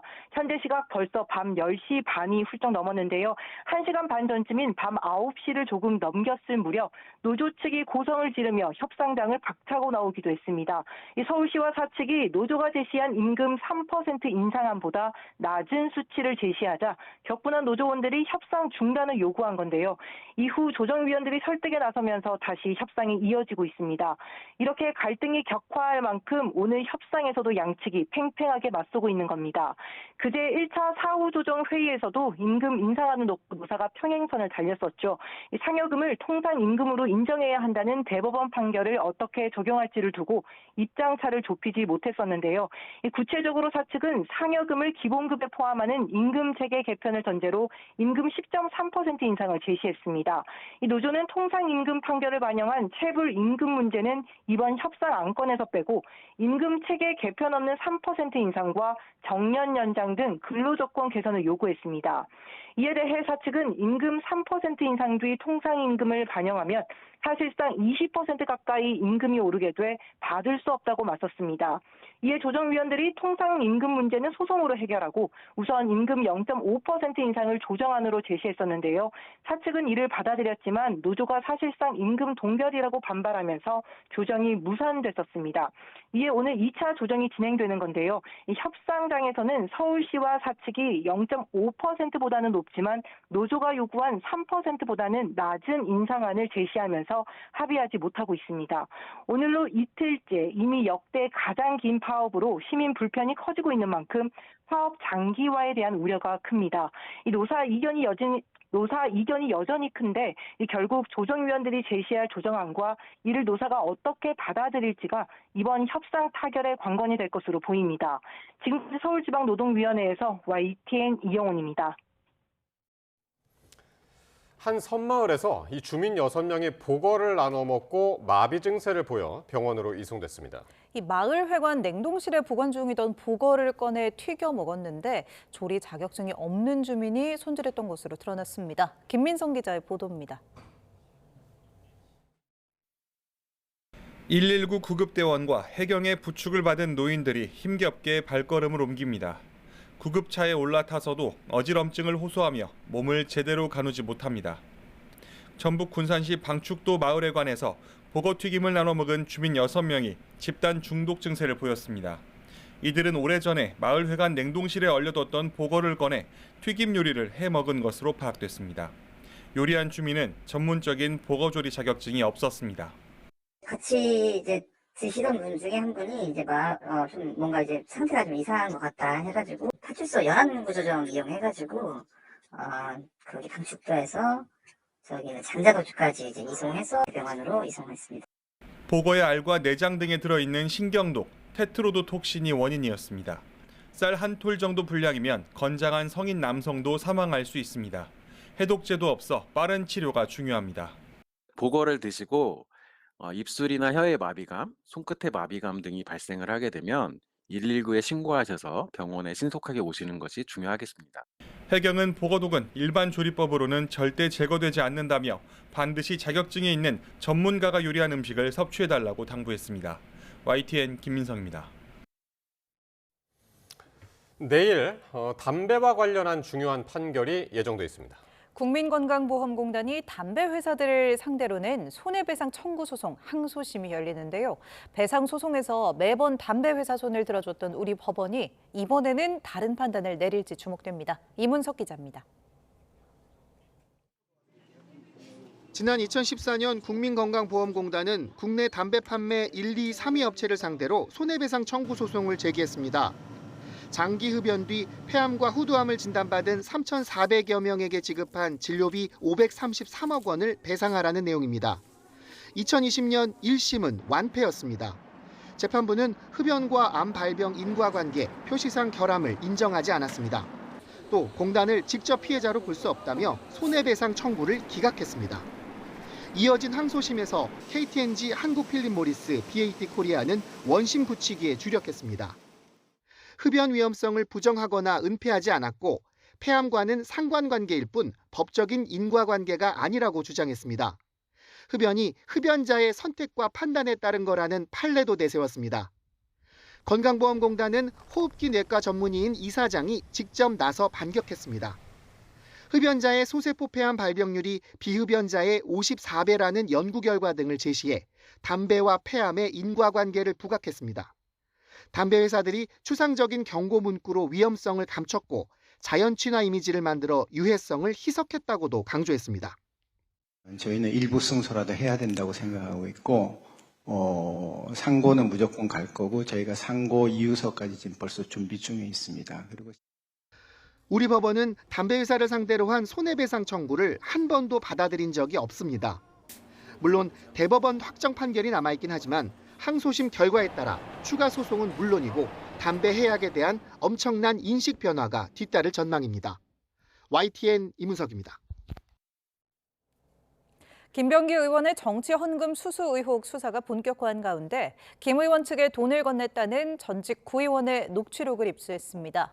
전 구의원은 과거 자신을 공천해준 대가로 김 의원 측에 돈을 줬다며 자기 말고도 돈을 준 구의원들이 더 있다는 취지로 주장했는데 수사에서 실체가 드러날지 관심입니다. 보도에 배민혁 기자입니다. 더불어민주당 김병기 의원의 12가지 의혹 가운데 경찰이 가장 먼저 압수수색에 착수한 건 김 의원의 정치연금 수수 의혹입니다. 전직 동작구 의원 2명이 김 의원 측에 돈을 줬다가 몇 달 뒤 돌려받았다고 주장한 탄원서가 계기가 됐습니다. 전 동작구 의원 전모 씨는 지난 2023년 12월 전 동작구청장과 함께 당시 민주당 소속으로 동작을 의원이었던 이수진 전 의원을 찾아가 탄원서를 당 지도부에 전달할 방법을 논의했습니다. 전 씨는 이 자리에서 김 의원 측이 국회의원 선거를 앞두고 정치자금을 요구했다고 주장했습니다. 이수진의 선거 있잖아요. 부천 선거잖아요. 그래서 돈이 필요하다. 앞서 2018년 구의원 선거에서 공천을 해준 대가라는 말도 나옵니다. 공천해줬으니까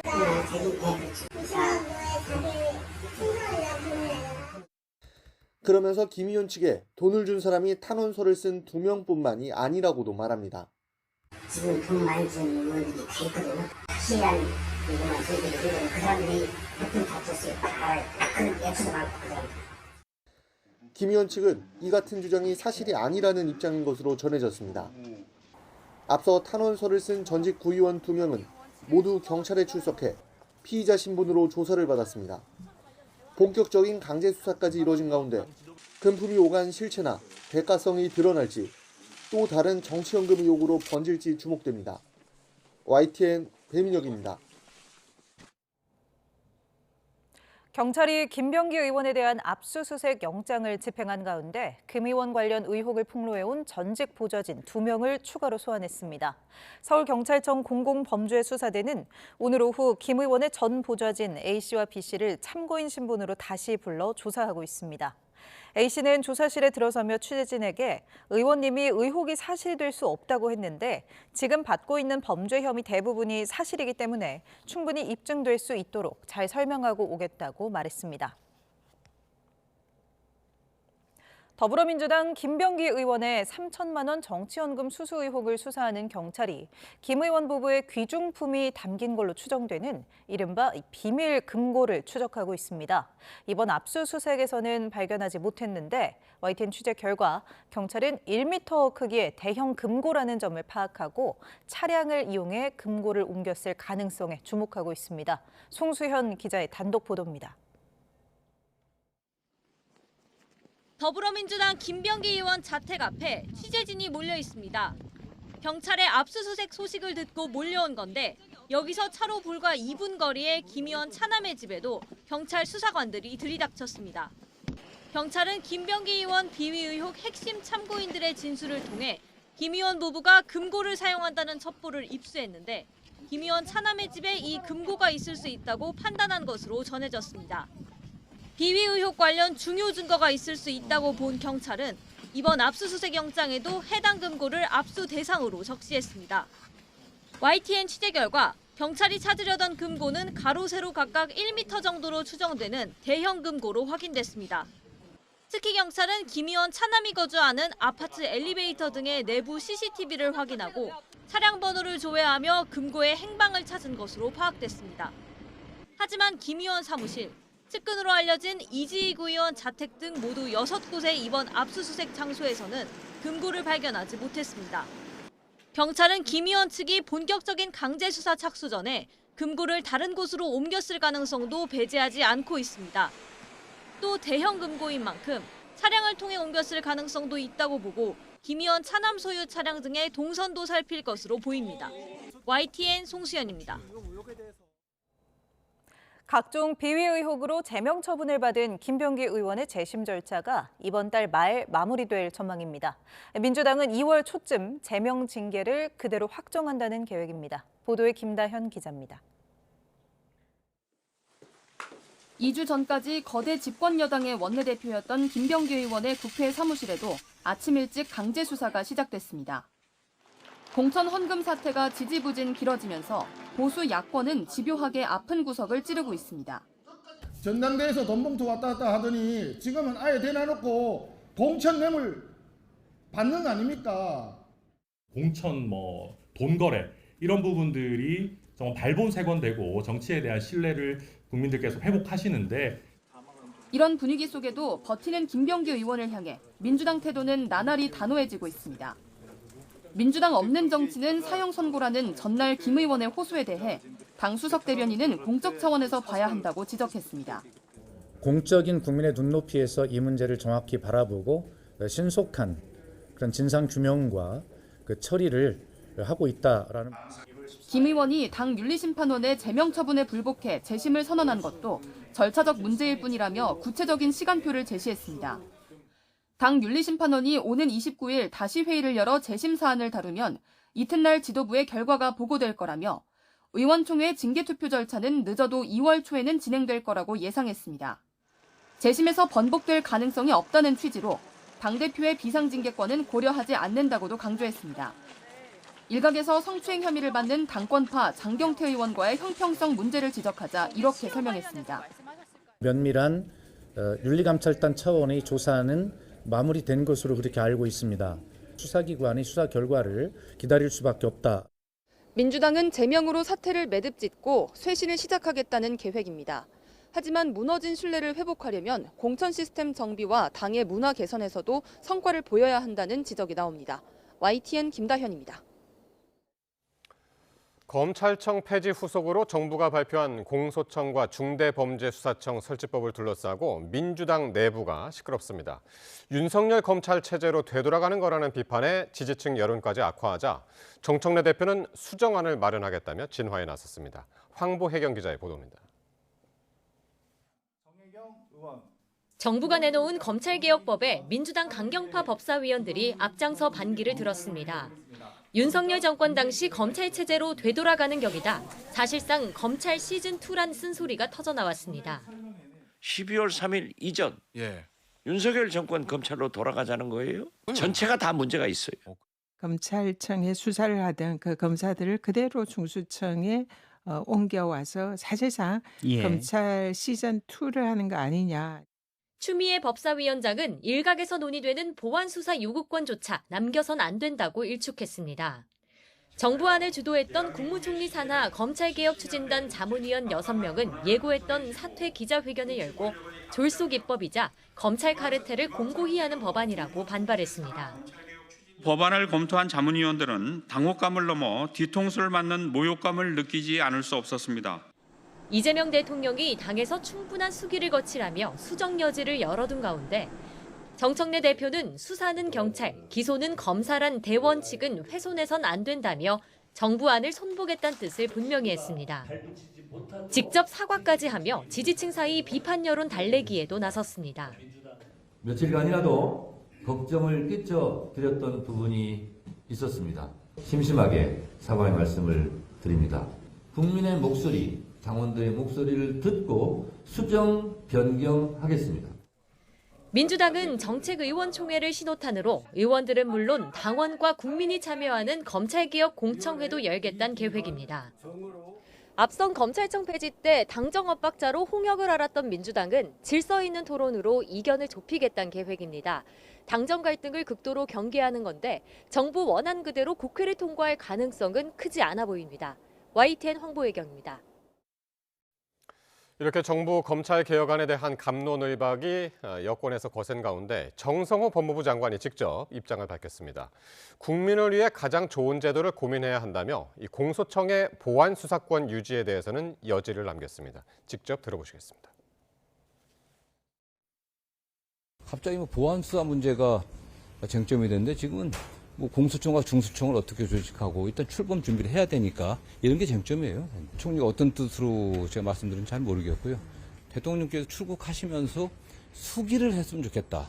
숙의, 좀 심사숙고하면서 여러 의견들을 잘 들어갖고 논의해달라고 하는 취지의 말씀하셨기 때문에 이제 뭐 국회에서 뭐 우리 당뿐만 아니라 우리 국민들 어떤 게 국민을 위한 가장 좋은 제도인지 이런 건 이제 논의를 좀 잘 해봐야겠죠. 법원이 내란 전담 재판부 설치 등 특례법 시행에 따른 준비 절차를 이어갑니다. 서울 고등법원은 내일 오후 2시 내란 전담 재판부 설치를 위한 전체 판사 회의를 개최합니다. 회의에서는 전담 재판부의 수와 전담 재판부를 구성할 판사의 요건 등 시행에 필요한 사항이 논의될 예정입니다. 내란 특검의 사형 구형 방침은 이 공판 검사들도 법정에서 알았을 만큼 극비에 붙여진 것으로 파악됐습니다. 특검은 사형 구형 배경으로 사과를 하지 않고 되레 하급자에게 책임을 미루는 윤석열 전 대통령의 태도를 꼬집었습니다. 우정훈 기자의 보도입니다. 피고인 윤석열에게 사형을 구형합니다. 내란 우두머리 혐의 피고인 윤석열 전 대통령에 대한 특검의 결정은 사형이었습니다. 최종 의견 진술이 이루어지기까지 특검의 결론은 내부에서도 극비에 붙여졌습니다. 사형 구형 방침은 윤 전 대통령 측 마라톤 변론이 끝날 쯤 법정으로 전달됐고 공판에 참여한 검사들도 이때야 알았습니다.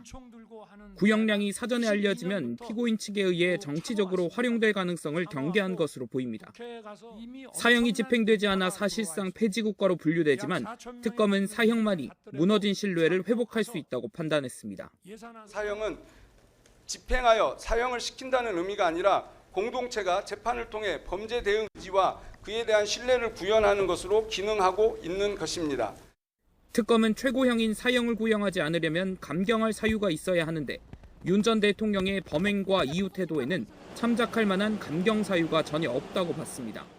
국민에게 단 한 번도 제대로 사과를 한 적이 없습니다.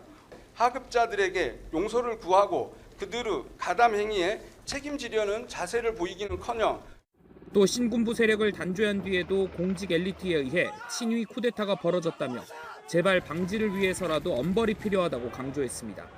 대한민국이 형사사법 시스템을 통해 스스로 헌정 질서를 수호할 수 있음을 보여주어야 할 것입니다. 특검은 사형 구형 역시 지금까지 기조와 마찬가지로 재판부가 실제 선고할 가능성이 있는 형량을 고려한 실질 구형이었다는 입장입니다. 수사팀 회의를 거치고 국제형사재판소의 반인도적 범죄 사건과 양형 기준 등을 철저히 검토한 만큼 특검 내부에서는 자신감도 읽힙니다. YTN 우종훈입니다. 인천공항 개항 때부터 제1여객터미널을 사용하던 아시아나항공이 25년 만에 제2여객터미널로 자리를 옮겼습니다. 대한항공은 라운지 증설에도 속도를 내며 올해 말 통합항공사 출범에 박차를 가하는 모습입니다. 보도에 차유정 기자입니다. 인천공항 제2여객터미널에 아시아나항공 체크인 카운터가 생겼습니다. 2001년 인천국제공항 개항 때부터 1터미널을 이용한 아시아나항공. 대한항공과의 통합으로 약 25년 만에 2터미널로 이동했습니다. 탑승 수속은 3층 동편에 있는 G에서 J열 카운터에서 하면 됩니다. 출발 시간이 임박한 손님들을 대상으로 터미널 간 긴급 수송 차량도 운영해서 손님들의 원활한 여행을 돕고 있습니다. 이번 터미널 이전은 연말을 목표로 한 통합항공사 출범 작업의 핵심 단계로 에어부선과 에어서울 등 통합 LCC 계열사들까지 모두 한자리에 집결하게 됐습니다. 이와 맞물려 대한항공 라운지들도 재개장에 속도를 내고 있습니다. 프레스티지 동편 라운지에 이어 1등석 프레스티지 서편 라운지 등도 상반기 중 개편을 마칠 예정으로 대한항공은 라운지의 전체 면적을 2.5배 넓히고 좌석수도 기존 대비 2배 가까이 늘릴 예정입니다. 다만 실제 통합을 위한 조직 전반의 재편과 공정위의 보안 요구가 계속 이어지고 있는 마일리지 통합 방안 마련 등은 향후 해결해야 할 중요한 과제입니다. 그동안 1터미널에 승객이 몰려 혼잡했던 인천공항은 이번 터미널 이전으로 여객 분담률이 절반으로 맞춰져 체크인 카운터나 주차장 이용 편의가 크게 개선될 전망입니다. YTN 차유정입니다. 삼겹살 시켰는데 하얀 지방으로 뒤덮인 고기가 나왔다. 이른바 이런 비계 삼겹살 논란. 식당은 물론이고 종종 대형마트 상품에서도 예외가 아니었죠. 이제는 이런 사례가 좀 줄어들까요? 화면 함께 보시죠. 소비자가 생각하는 일반적인 삼겹살은 비계와 살코기가 적당히 붙은 상태일 겁니다. 그런데 같은 삼겹살이라도 돼지의 어느 부위에서 떼어놨느냐에 따라 지방의 비율이 크게 달라지는데요. 그동안은 모두 삼겹살이라는 이름으로 묶여 팔리다 보니 기대했던 것과 다른 삼겹살을 마주했을 때 소비자가 느끼는 불만이 반복돼 왔습니다. 결국 정부가 기준을 손보기로 했습니다. 앞으로 삼겹살은 지방 함량에 따라 이렇게 3가지로 나뉘는데요. 지방이 적당한 부위는 앞삼겹, 지방이 가장 많은 부위는 돈차돌, 그리고 적은 부위는 뒷삼겹. 특히 비계가 많은 부분은 아예 이렇게 돈차돌로 분류해 차돌박이처럼 즐길 수 있도록 인식을 바꿔보겠다는 겁니다. 그리고 달걀 살 때도 헷갈리셨죠? 왕란이 제일 큰 건지 특란이 더 큰 건지 고개를 갸웃하게 만들었는데요. 앞으로는 달걀 크기의 표기도 마치 의류처럼 스몰부터 2X 라지까지 직관적으로 바뀝니다. 새 분류 기준이 적용된 삼겹살은 올해 안에 시중에 유통될 것으로 보이는데요. 누리꾼들은 이제 비계 때문에 다툴 일 줄겠네, 명확하고 세분화된 명칭 좋다, 잘한 결정이다라며 대체로 긍정적인 반응이었습니다. 다만 이름 바꾸면서 가격 오르는 건 아니겠지? 돈차돌 전문점 많이 생기겠는데라며 우려 섞인 시선을 보내는 누리꾼들도 있었습니다. 네, 국내 대표적인 헬스앤뷰티 스토어인 올리브영 자주 이용하시나요? 사실 이젠 한국을 찾는 외국인들의 필수 관광 코스기도 하죠. 그런데 중국에서 우리의 올영이 아주 황당한 모습으로 재탄생했습니다. 화면 함께 보시죠. 중국의 SNS 플랫폼 도우인 속 영상입니다. 초록색 간판에 낯익은 영문 로고, 얼핏 보면 올리브영인가 싶은데 자세히 읽어보면 온리영입니다. 올리브영에서 V자만 쏙 뺀 기가 막힌 장면이죠. 매장 내부도 직원 유니폼부터 진열 방식까지 틀린 그림 찾기처럼 흡사하게 느껴집니다. 2020년 이후 올리브영이 중국 내 오프라인 매장을 철수한 뒤 생긴 공백을 틈타 현지에서 온리영 모방 브랜드가 빈자리를 꿰찬 겁니다. 그동안 국내에서 올리브영은 우리나라를 찾는 외국인들이 꼭 찾는 그야말로 K-뷰티의 성지로 자리 잡았죠. 국내에서 화장품을 구매하고 세금 환급을 받는 외국인의 88%가 올리브영에서 결제를 했다는 통계까지 있는데요. 문제는 그래서 현지 소비자들이 이 짝퉁을 우리나라 올리브영으로 착각할 가능성이 높다는 점입니다. 상품을 넘어 매장을 통째로 베낀 이 중국발 짝퉁, 오죽 탐이 났으면 이름까지 비슷하게 지었을까 싶지만 사실 껍데기만 베낀다고 K-뷰티의 품질까지 따라갈 순 없겠죠. 하지만 개별 기업이 대응하기에는 한계가 명확한 만큼 정부 차원의 실효성 있는 대응책 마련도 필요해 보입니다.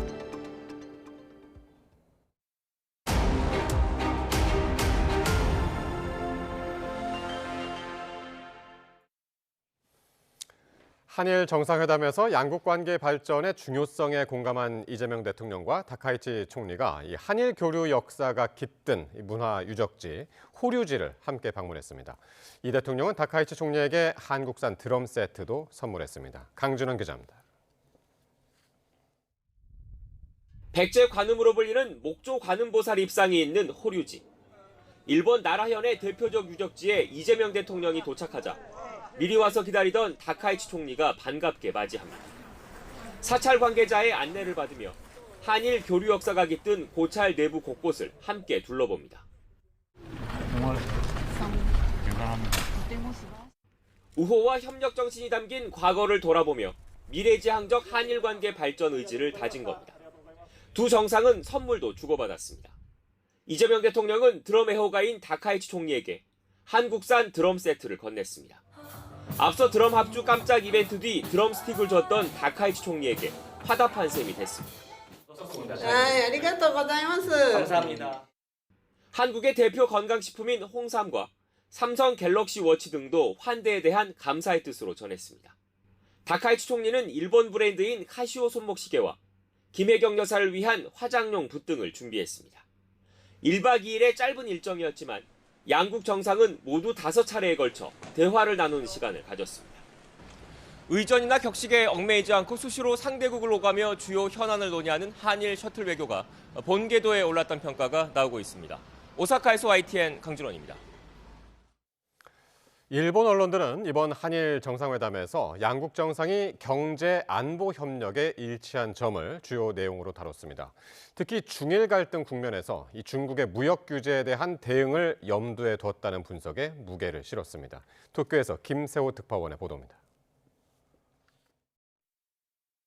일본 주요 일간지들은 일제히 한일 정상회담 결과를 일면에 실었습니다.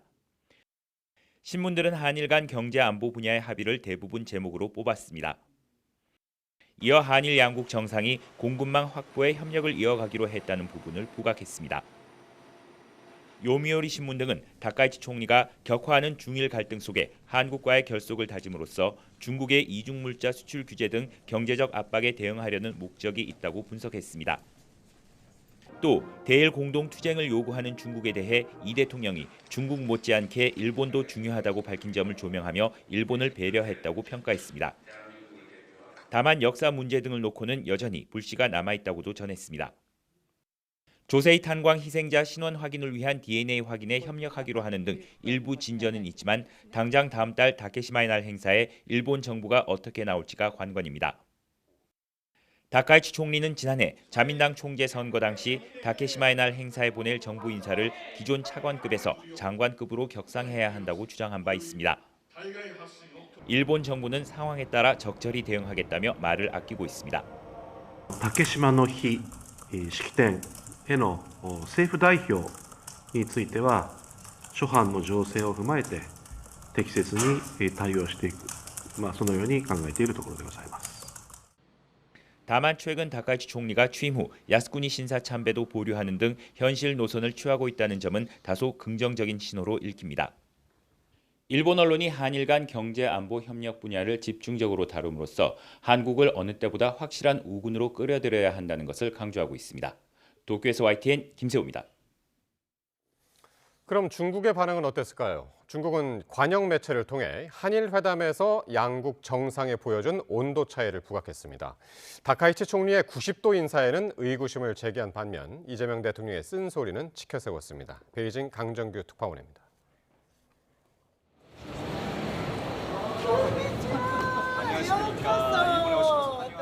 중국 영문 관영지 글로벌 타임스는 다카이치 총리의 90도 인사를 주목했습니다.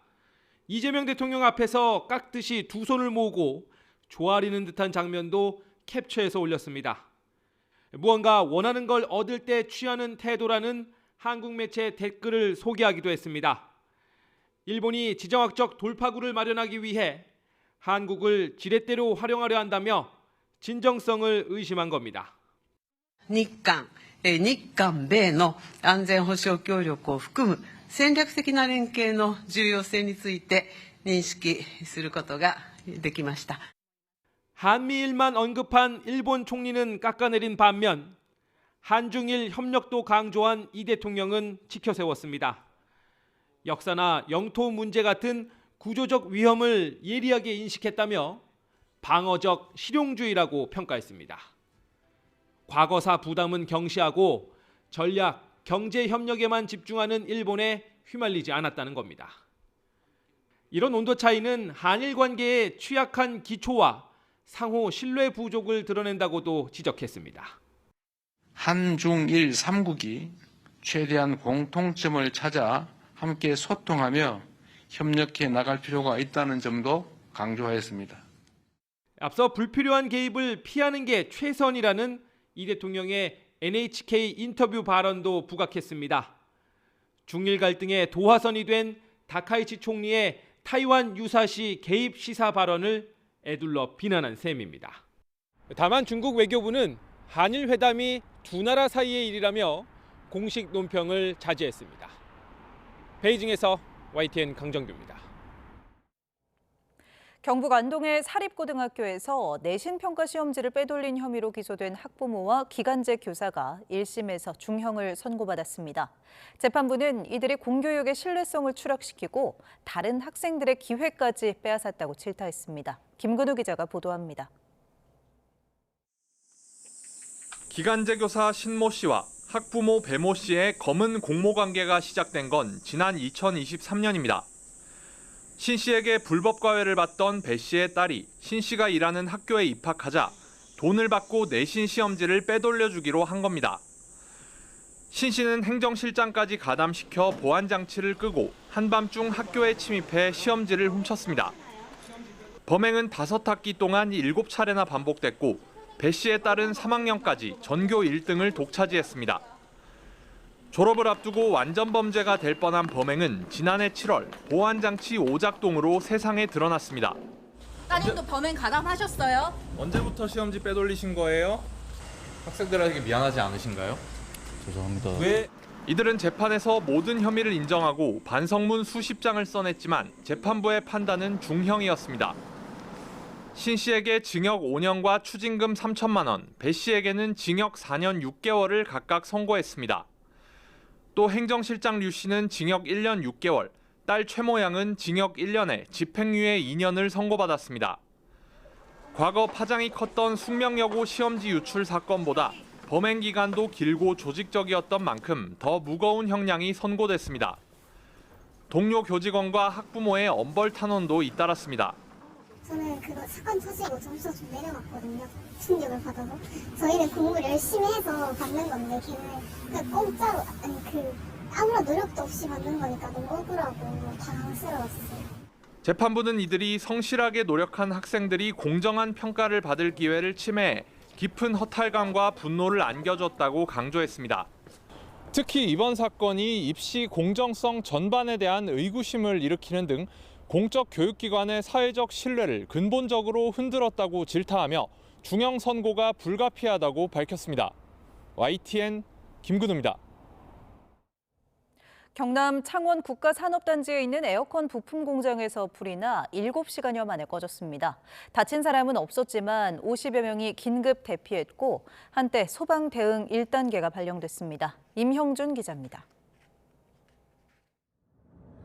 창원 국가산업단지에서 검은 연기가 무섭게 치솟아 오릅니다. 거대한 연기가 마치 검은 구름처럼 보일 정도입니다. 연기가 창원 시내 곳곳에서 목격되며 119 상황실엔 130여 건의 신고가 접수됐습니다.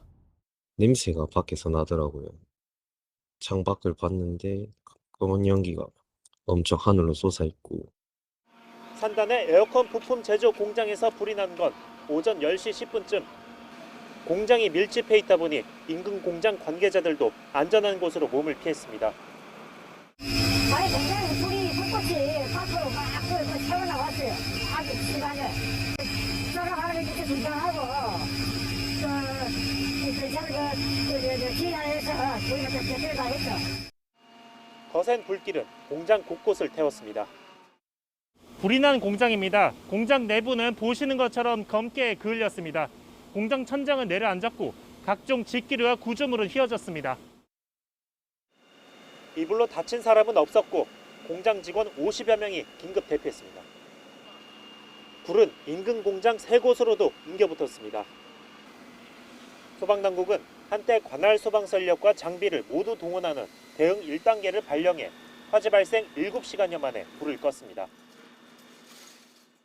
이게 내장재가 지금 급격하게 이제 연소 확대가 되는 자재다 보니까 그 연기하고 화염이 좀 많이 발생을 한 것으로 파악하고 있습니다.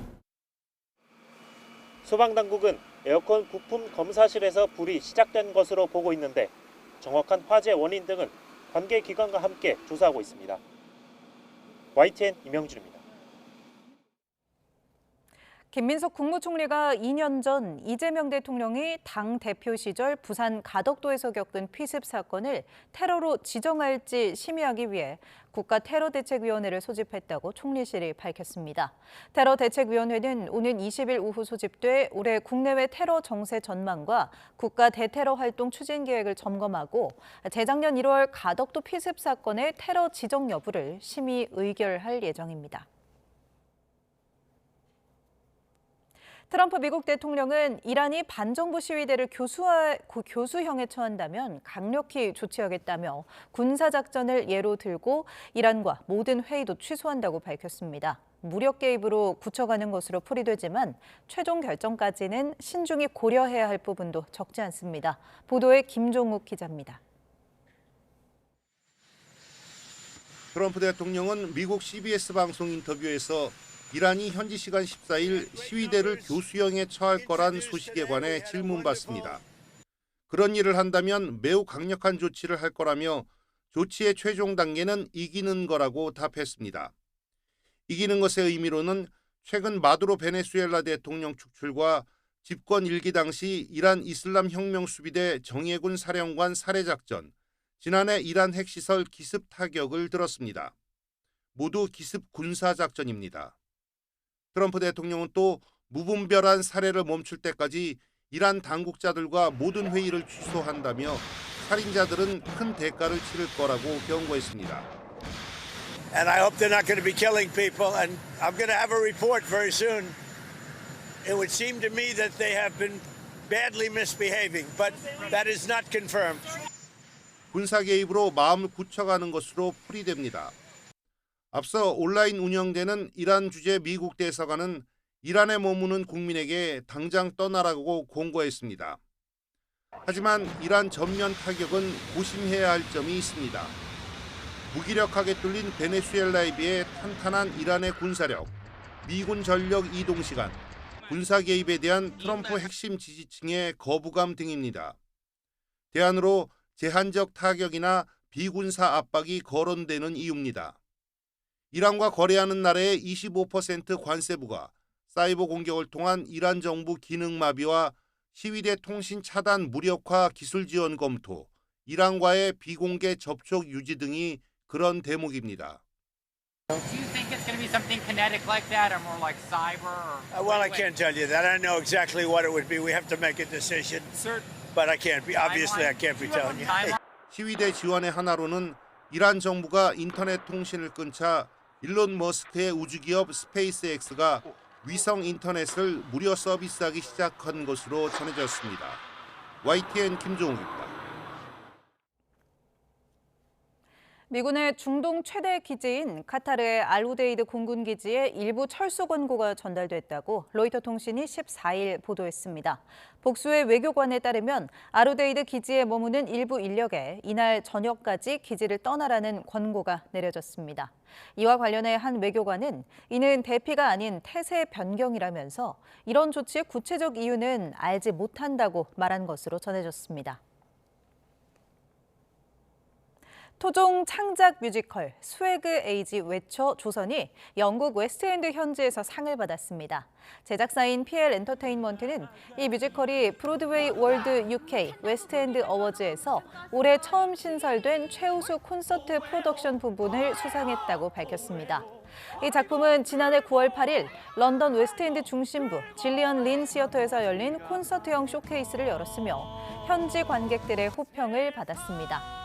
해당 시상식은 글로벌 공연 전문 매체 브로드웨이 월드가 주최하는 것으로 2011년부터 영국 공연계 작품을 대상으로 관객 온라인 투표를 통해 수상작을 선정해 왔습니다. 앞으로는 정수기 렌탈 계약에서 의무 사용 기간이 지나도 철거비 등 해지 비용이 발생한다는 내용이 계약서에 보다 명확히 표시됩니다. 한국소비자원은 LG전자와 SK매직, 교원, 세스코, 청호나이스, 쿠쿠홈시스, 현대 렌탈케어 등 정수기 사업자들과 협의해 해지 비용 고지를 강화하기로 했다고 밝혔습니다. 소비자원이 2022년부터 지난해 6월까지 3년 6개월간 정수기 관련 피해 구제 신청 83건을 분석한 결과 의무 사용 기간이 끝난 뒤 해지한 사례가 64건으로 77%를 차지했습니다.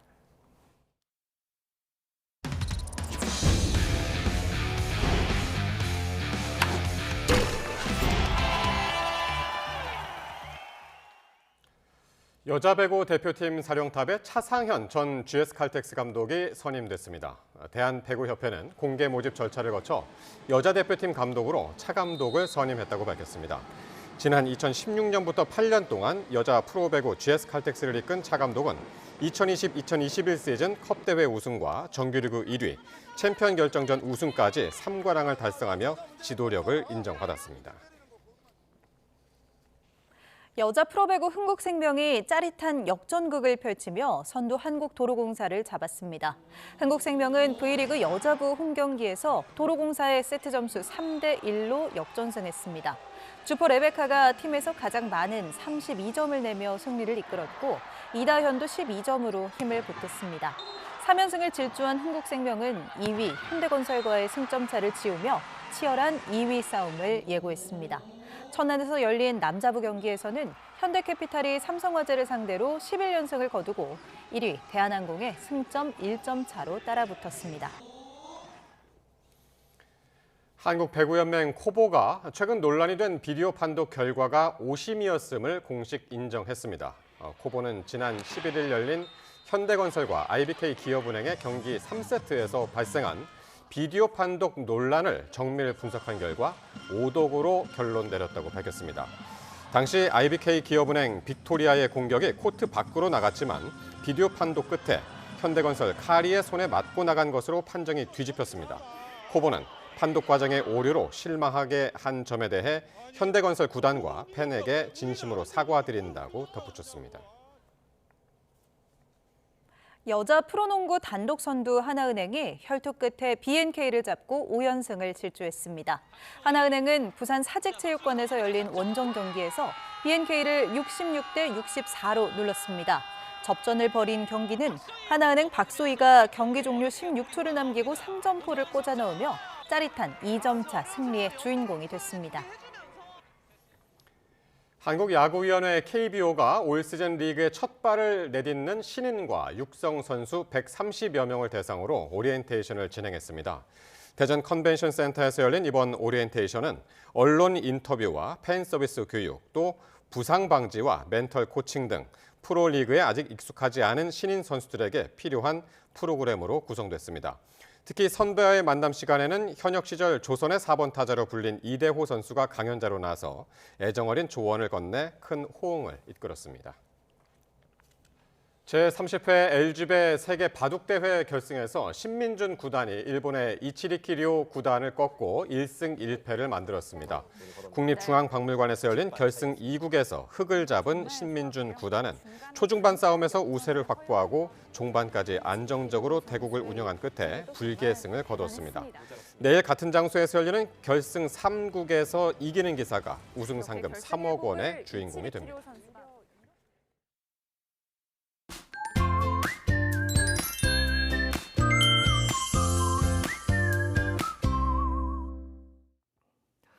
몸을 움츠러들게 만들었던 강추위가 누그러들었습니다. 내일은 서울 아침 기온이 3도로 오늘보다 많게는 10도 이상 크게 높아지면서 아침에도 추위가 강하지 않겠고 한낮에는 8도까지 오르며 바깥 활동하기 한결 더 수월해지겠습니다. 다만 오전까지 곳곳에 비가 내립니다. 양은 많지 않지만 도로에 살얼음이 만들어질 수 있어 주의가 필요하고 영서와 경북 북동 산간에는 1cm 안팎, 강원 산간에는 최고 7cm의 눈이 쌓이는 곳이 있겠습니다. 동해안을 중심으로는 매우 건조한 날씨가 이어지고 있는데요. 비나 눈의 양이 적거나 내리지 않아서 건조함이 해소되지 못하겠고 여기에 바람도 강하게 부는 만큼 불씨 관리 철저히 해주셔야겠습니다. 또 중서부와 전북은 종일, 그 밖의 지역에서도 늦은 오후부터 점차 초미세먼지 농도가 짙어지겠습니다. 내일 아침 기온은 서울 3도, 광주 7도, 부산 9도로 예년보다 4도에서 10도가량 높겠습니다. 낮 기온도 서울 8도, 대전 13도, 대구 16도로 예년보다 6도에서 10도가량 높겠습니다. 주 후반에도 매서운 추위는 없을 전망입니다. 날씨 정보였습니다. 이상으로 수요일 뉴스나이트 마치겠습니다. 시청해주신 여러분 고맙습니다.